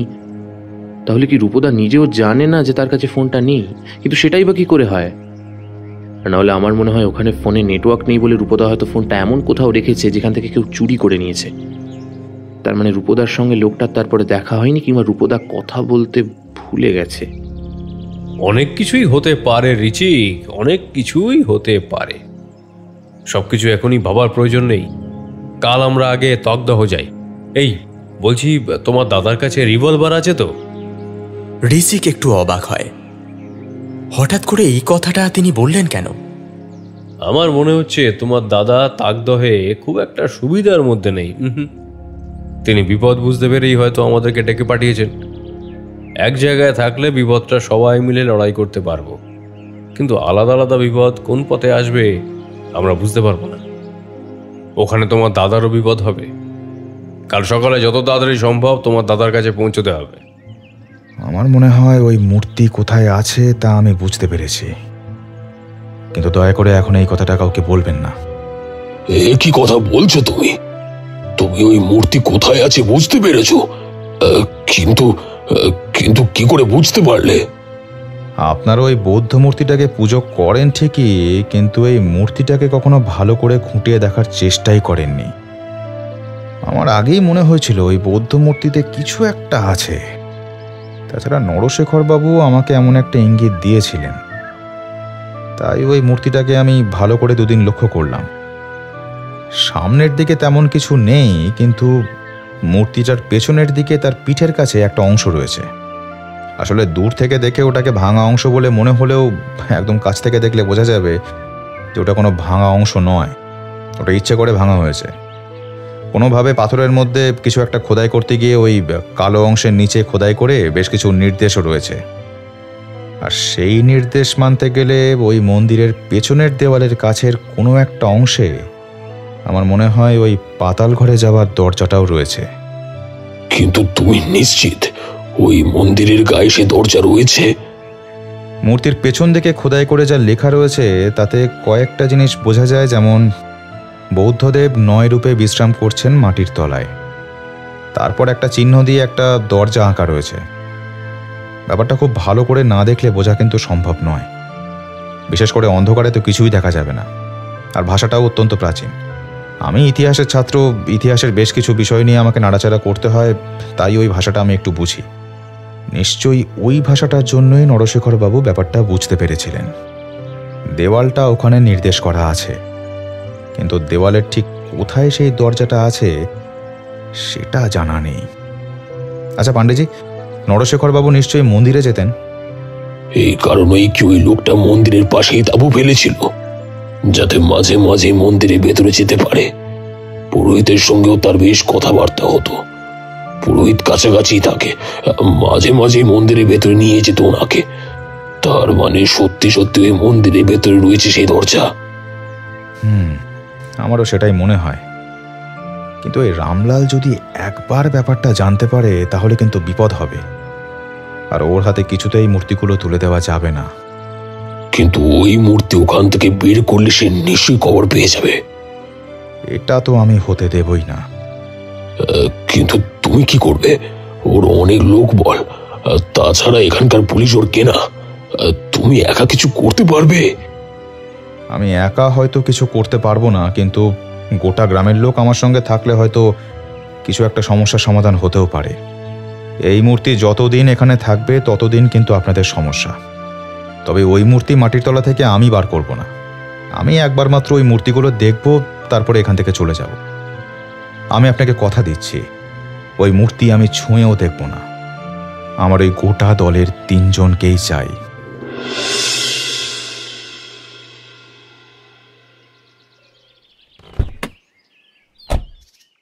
আপনারা একদম চিন্তা করবেন না, খাওয়া দাওয়া করে এসেছেন, একটু ঘুমিয়ে নিন। আমি আপনাদের ঠিক জায়গায় নিয়ে গিয়ে তারপর রেখে আসবো। রুচিক, রাওয়াল ঠিকই বলেছে, ভরপেট তো খাওয়া হয়েছে, তাই এখন একটু ঘুমিয়ে নাও, বুঝলে? তারপর ও তো ডেকে দেবেই আমাদের। তিনুবাবুর কথায় রিচিক চোখ বুজে এক পাশে হেলান দিল। তিনুবাবুও বাইরের দিকে তাকিয়ে থাকতে থাকতে একটু পরেই চোখ বুঝল। রাওয়াল একবার এদিক ওদিক তাকিয়ে দেখে নিল, তারপর গাড়ি চালাতে লাগলো। রাওয়ালের মুখে হঠাৎ করে একটা অদ্ভুত হাসি দেখা গেল। প্রায় ঘন্টা 2 পর ওরা তাকদহের কাছাকাছি এসে পৌঁছালো। পথের উপর একটা গাড়ি দাঁড় করানো রয়েছে। সেই গাড়ির সামনে কয়েকজন লোক। মুহূর্তের মধ্যে রিচিক চোখ খুলে সবটা দেখে নিয়েছিল। তারপরে তিনুবাবুর দিকে তাকিয়ে দেখল তিনুবাবু গভীর ঘুমে ঘুমিয়ে রয়েছে। রিচিক ব্যাপারটা কিছু একটা বুঝতে পারল। ড্রাইভার গাড়িটা আস্তে আস্তে ঘুরাচ্ছে। হঠাৎ করে রিচিক গাড়ির দরজাটা খুলে ফেলল। যেদিকে সে গাড়ির দরজাটা খুলল সেদিকে লোকগুলো নেই, লোকগুলো অন্যদিকে ছিল। গাড়ির দরজাটা খুলে সে চারিদিকে তাকিয়ে দেখল পথে একপাশে জঙ্গল মতো রয়েছে। তারপরও একটা লাফ দিল সেই জঙ্গলের উপরে। সঙ্গে করে সে ফোনটা নিয়ে নিয়েছিল। তারপরে সবুজ ঘাস দিয়ে গড়াতে গড়াতে নেমে গেল নিচের দিকে।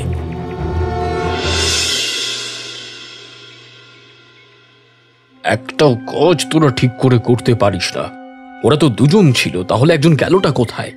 আর এই বুড়োটাকে দিয়ে আমি কি করব? খবরদার, আমি তিলক বর্মন রায়। আমার নামে কলকাতায় বাঘে গরুতে এক ঘাটে জল খেত। আমি পুলিশের লোক। কিষাণ নামের লোকটা একটা কাপড় বেঁধে দিল তিনুবাবুর মুখের উপর। তিনুবাবু তাও কিছু বলার চেষ্টা করছিল, কিন্তু কিছুই বলতে পারল না। তার হাত মুখ সমস্ত কিছু বাঁধা। তাকে গাড়ির ভেতর ঢুকিয়ে দেওয়া হলো। তারপর সেই গাড়িটা একজন চালিয়ে নিয়ে চলে গেল একটু দূরের দিকে। তাগদহ গ্রাম থেকে আরেকটু সামনের দিকে এগিয়ে গেলেই একটা জায়গায় একটা বড় বাড়ি আছে। সেটাই রমালালের বাড়ি। সেই বাড়িতে এই গাড়িটা ঢুকে গেল। এদিকে রিচিক ঘুমের ভান করে রাওয়ালের সমস্ত কথাই শুনতে পেয়েছিল। সমস্ত ব্যাপারটা সে বুঝতে পেরে গিয়েছিল। তাই সবুজ ঘাসের মধ্যে সে কিছুক্ষণ লুকিয়ে রইল। ঠিক যখন ওদের গাড়ি এবং লোকগুলো চলে গেল তখনই সে উঠে পড়ল। দুটো গাড়ির নাম্বার সে দেখে নিয়েছিল। তাড়াতাড়ি উঠে সে এগোতে লাগলো সামনের দিকে। তাগদহ গ্রামের একটা মোটামুটি ধারণা সে মোবাইলের ম্যাপে দেখে নিয়েছিল। ওই ভালো জমির কাছে এসে দেখল জমিটা নিচের দিকে নেমে গেছে। সেই জমি ধরে নিচের দিকে নামতে লাগলো সে সময় গ্রামের লোকেরা সহজে তাকে দেখতে পেল না। একটা ছেলে দেখতে পেয়েছিল তাকে। যে ছেলেটি রূপেনকে নিয়ে এদিক ওদিক ঘুরে বেড়াচ্ছে সে দেখতে পেয়েই তাকে আটকালো। বলল, তুমি কে? এই গ্রামে বাইরের লোকেদের ঢোকা যাবে না। আমি রিচিক। এখানে আমার দাদা রূপেন হালদার রয়েছেন। আমার দাদার বড় বিপদ। তিনুবাবুকে ওই রামলালের লোকেরা ধরে নিয়ে গেছে। দাদাকে খবরটা দিতেই হবে। ছেলেটা অবাক হয়ে তাকিয়ে দেখল রিচিকের দিকে। ছেলেটার বয়সও রিচিকের মতোই হবে। ও, তোমার দাদা এই গ্রামে রয়েছে? তোমার দাদাই তাহলে সেই বৌদ্ধ মূর্তি খুঁজছে। এসো এসো আমার সঙ্গে। ছেলেটা রিচিককে সঙ্গে নিয়ে রূপেনের কাছে গেল। রিচিক সমস্ত কথা তাকে খুলে বলতে রূপেনের চোয়াল শক্ত হয়ে এলো। দাঁতে দাঁত চেপে সে বলল, তিনুবাবুর যদি কোনো ক্ষতি হয় তাহলে রামলাল কেন, তার গোটা দলের একটা লোককেও আমি ছাড়ব না। একটা কাজ করা যেতে পারে। ওরা সকলেই তাকালো পাণ্ডেজির দিকে। পাণ্ডেজি তারপর আস্তে আস্তে সমস্ত কথা ওদের বলল। সেদিন রাতে পাণ্ডেজি রূপেনকে নিয়ে সেই মন্দিরে ঢুকল। মশালের আলোতে বৌদ্ধ মূর্তির পিছনের দিকে সেই কাজটা দেখালো রূপেন। সত্যি একটা বেশ বড় কাজ, এবং সেই কাজের ভিতরের দিকে এমন অদ্ভুতভাবে লেখাগুলো রয়েছে যে বাইরে থেকে সহজে চোখে পড়বে না। কাজটা বেশ খানিকটা ভিতরের দিকে গভীর হয়ে উঠে গেছে। সেই কাজের ভিতর এমনভাবে লেখা রয়েছে নিচ থেকে বা উপর থেকে কোনোভাবেই লেখাগুলো দেখা সম্ভব নয়। একমাত্র যদি একটা আয়না নিয়ে ওই বৌদ্ধ মূর্তির কাজের কাছে ধরা হয় তাহলে উপরের দিকে লেখাগুলোর প্রতিফলন আয়নায় এসে পড়বে, আর তাহলেই লেখাগুলো দেখা যাবে। এমন ভাবে পাথরের মূর্তির গায়ে লেখাগুলো লিখলো কে? আর এই কাজের ভেতরে কারোর হাত প্রবেশ করবে? যতদূর আমার মনে হচ্ছে এই লেখা ভেতরে হাত প্রবেশ করিয়ে লেখা হয়নি। এই লেখাটা হয়েছে বাইরে থেকে পাথরের গায়ে খোদাই করে। বাইরে থেকেই লেখা হয়েছে, কিন্তু লেখাটা কিভাবে হয়েছে সেটা আমি জানি না। রূপদা, সত্যি সত্যি তুমি খুঁজে বার করতে পেরেছো আসলে এই মূর্তিগুলো কোথায়? রূপেন ওদের চুপ করে থাকতে বলল। মন্দিরের দরজা জানলা সমস্ত কিছু বন্ধ করে দেয়া হয়েছিল। পাণ্ডেজির হাতে একটা মশাল, রূপেনের হাতে একটা মশাল। ঋচিকের হাতে একটা মশাল। মন্দিরের একটা দিকের দেওয়াল ধরে ধরে একটা একটা করে পাথর দেখতে লাগলো রূপেন। আসলে পাথরগুলো একটার সঙ্গে একটা যুক্ত করে মন্দিরটা তৈরি করা হয়েছে। কিভাবে তৈরি করা হয়েছে তা নিয়ে রূপেনের এখন মাথা ব্যথা নেই। প্রতিটা পাথর নাড়িয়ে নাড়িয়ে দেখতে দেখতে হঠাৎ করে কি একটা তার মনে পড়ে গেল। তাতে সে পকেট থেকে একটা ছোট্ট আয়না বার করল, আর সেই আয়নাটা নিয়ে সেই মশালের আলোয় কাজের কাছে আবার ধরে যেন দেখল কিছুক্ষণ। তারপর দেয়ালের কাছে এসে একটা নির্দিষ্ট পাথরকে হাতে নিয়ে নাড়াচাড়া করল অনেকক্ষণ, কিন্তু কিছুই হলো না। তারপরে কি মনে হতে ছোট একটা ধাক্কা দিতেই একটা ঘর ঘর করে শব্দ হলো, আর তারই সঙ্গে মন্দিরের একদম কোণের দিকে পাথরের মেঝে সামান্য ফাঁক হয়ে এলো। ওই যে ঝুলছে, রূপদা খুলেছে। ওই খুলে যাওয়া মন্দিরের ফাঁকের কাছে মশাল নিয়ে এসে দাঁড়ালো রূপেন। তারপর ঋষিক এবং পাণ্ডেজি ভিতরের দিকে তাকিয়ে দেখল। দেখা গেল ভিতরে পাথরের ছোট সিঁড়ি রয়েছে।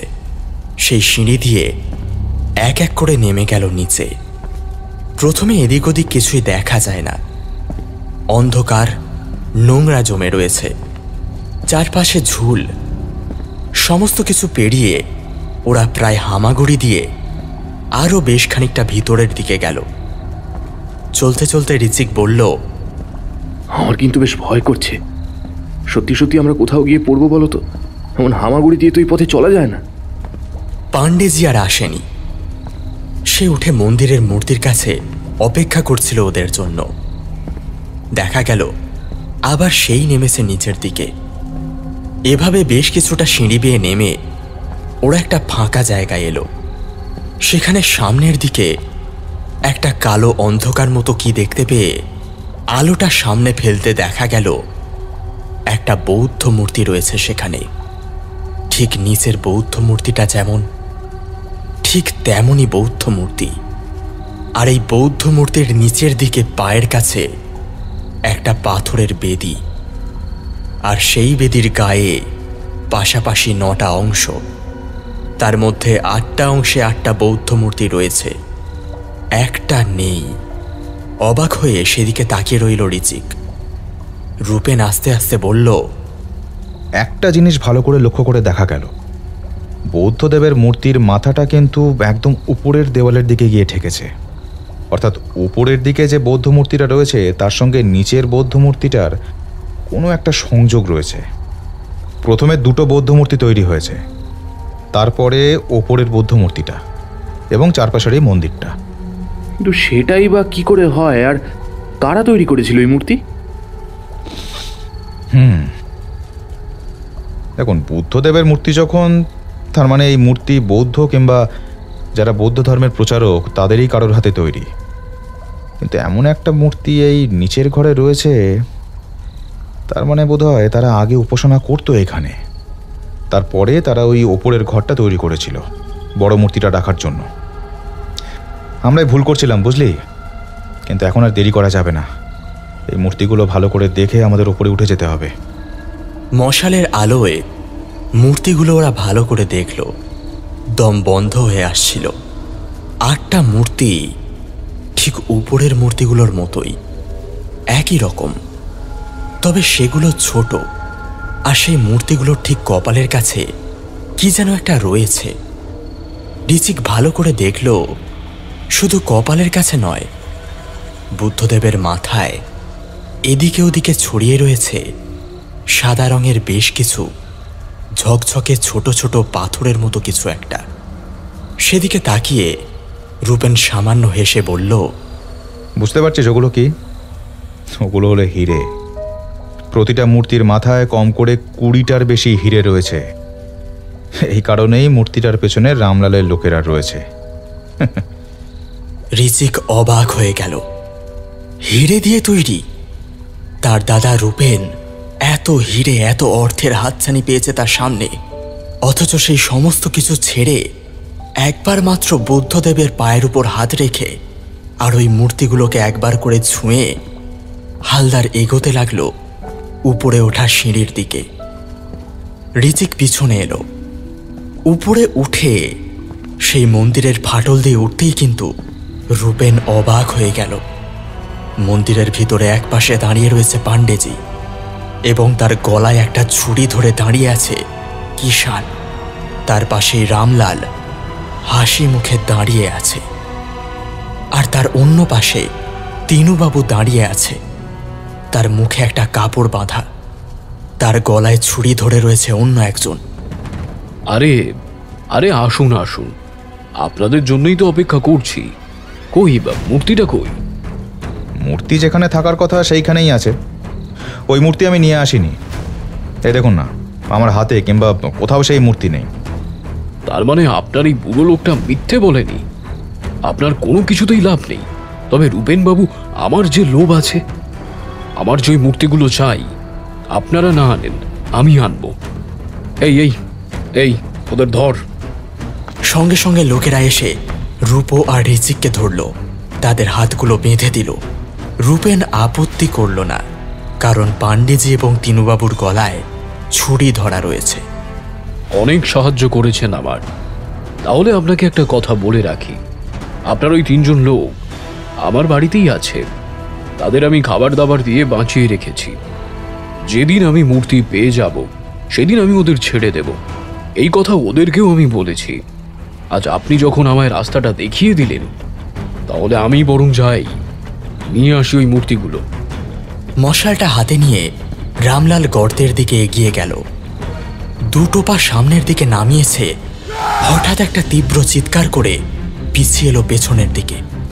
আর ঠিক তখনই গর্তের ভিতর থেকে উপরে উঁকি দিল একটা কালো রঙের কুচকুচে সাপ।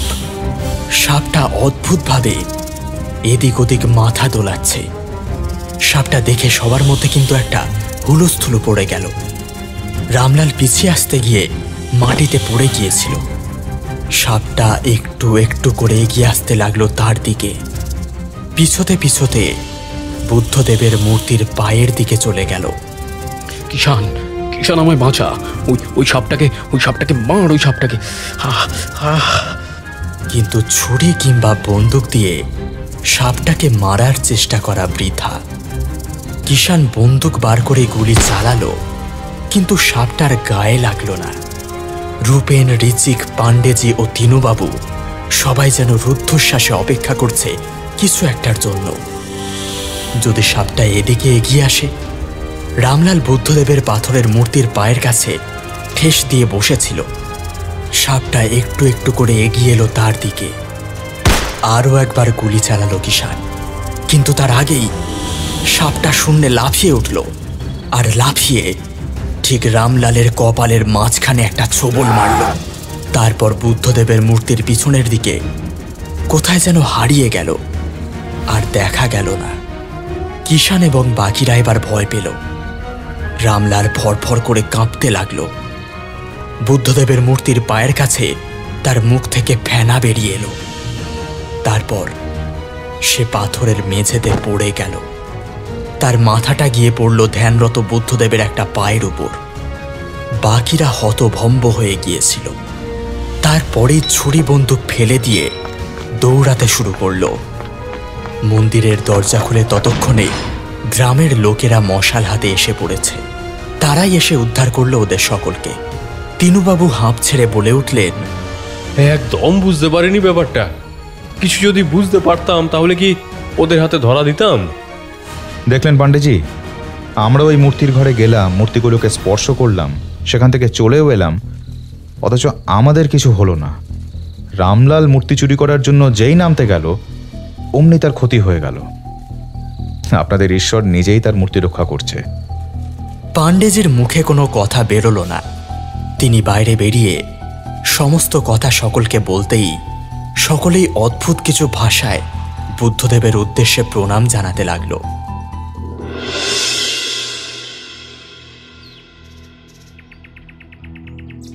দুদিন সেই গ্রামে থাকার পরে ওরা ফেরার পথ ধরল। গ্রামে এবং আশেপাশে পাণ্ডেজি এবং তার লোকেরা ওদের ঘুরে দেখিয়েছিল সেই তিনজনকে। রামলালের বাড়ি থেকে পাওয়া গিয়েছিল আর একটা মূর্তি, তবে নরশেখর ভট্টাচার্যের কোনো খোঁজ পাওয়া যায়নি। বাকিদের অনুমানই ঠিক বলে ধরে নেওয়া হয়েছিল।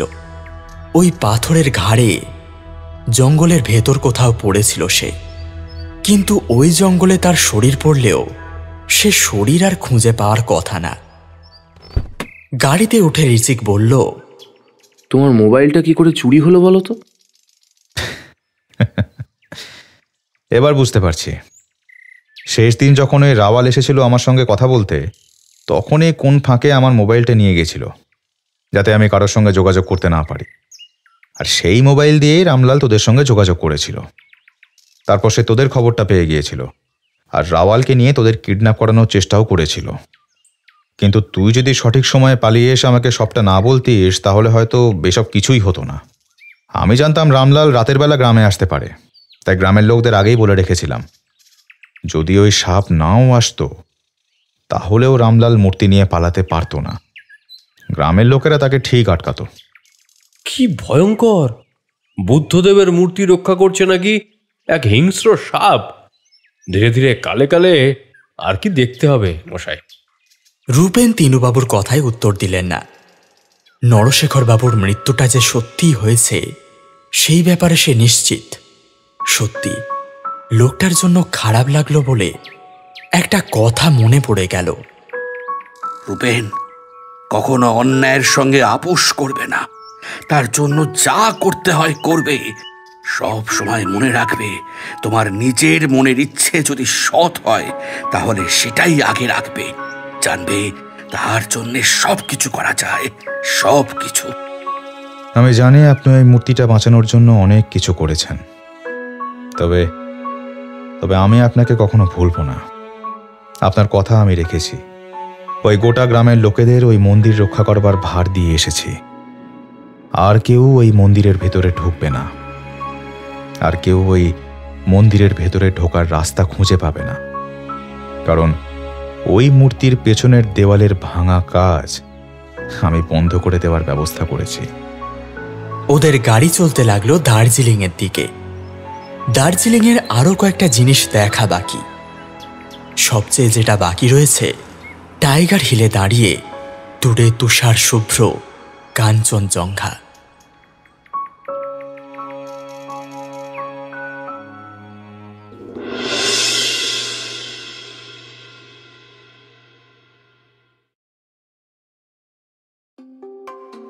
বন্ধুরা, তাহলে কেমন লাগলো আমাদের আজকের গল্প অবশ্যই কিন্তু জানাতে ভুলবে না।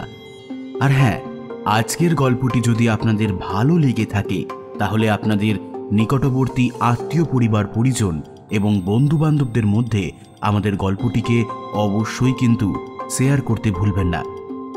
আজকের গল্পে রূপো অর্থাৎ রূপেন হালদারের চরিত্রে স্নেহাদ্রি, ঋচিকের চরিত্রে সায়ন্তন, তিনুবাবুর চরিত্রে পার্থ, গুন্ডা বদমাইশ এবং সাগরেদের চরিত্রে দিব্যেন্দু, মৈনাক এবং সৌভিক বালা, রামলালের চরিত্রে লিও, বিজ্ঞানী নরশেখর বাবুর চরিত্রে সৌরভ ধনী সাহা, অচেনা ছেলের চরিত্রে অরিত্র, গ্রামের পুরোহিতের চরিত্রে রমাকান্ত, পাণ্ডেজির চরিত্রে কুমারজিৎ, নেপালি লোকের চরিত্রে দীপ, ড্রাইভারের চরিত্রে দেবনীল যথাক্রমে ভয়েস ওভার করেছে। আজকের গল্পের শব্দগ্রহণে রয়েছে রমাকান্ত, গল্পের শব্দ সংযোজনে রয়েছে সৃজা, গল্পের আবহ পরিকল্পনায় রয়েছে দেবদত্ত এবং আজকের গল্পের প্রচ্ছদ নির্মাণে রয়েছে পিক্সেলেট গ্রুপ থেকে সৌভিক। বন্ধুরা, আপনারা কিন্তু আমাদের চ্যানেলটিকে সাবস্ক্রাইব করতে ভুলবেন না। আর হ্যাঁ, পরবর্তী গল্পের আপডেট পেতে হলে অবশ্যই কিন্তু আমাদের চ্যানেলের বেল আইকনটি প্রেস করবেন এবং সেই সঙ্গে চ্যানেলের কমিউনিটি ট্যাব ফলো করতে ভুলবেন না। তাহলে আজকের মতো এই পর্যন্ত। খুব শীঘ্রই দেখা হচ্ছে আরও একটি নতুন গল্প নিয়ে। ধন্যবাদ।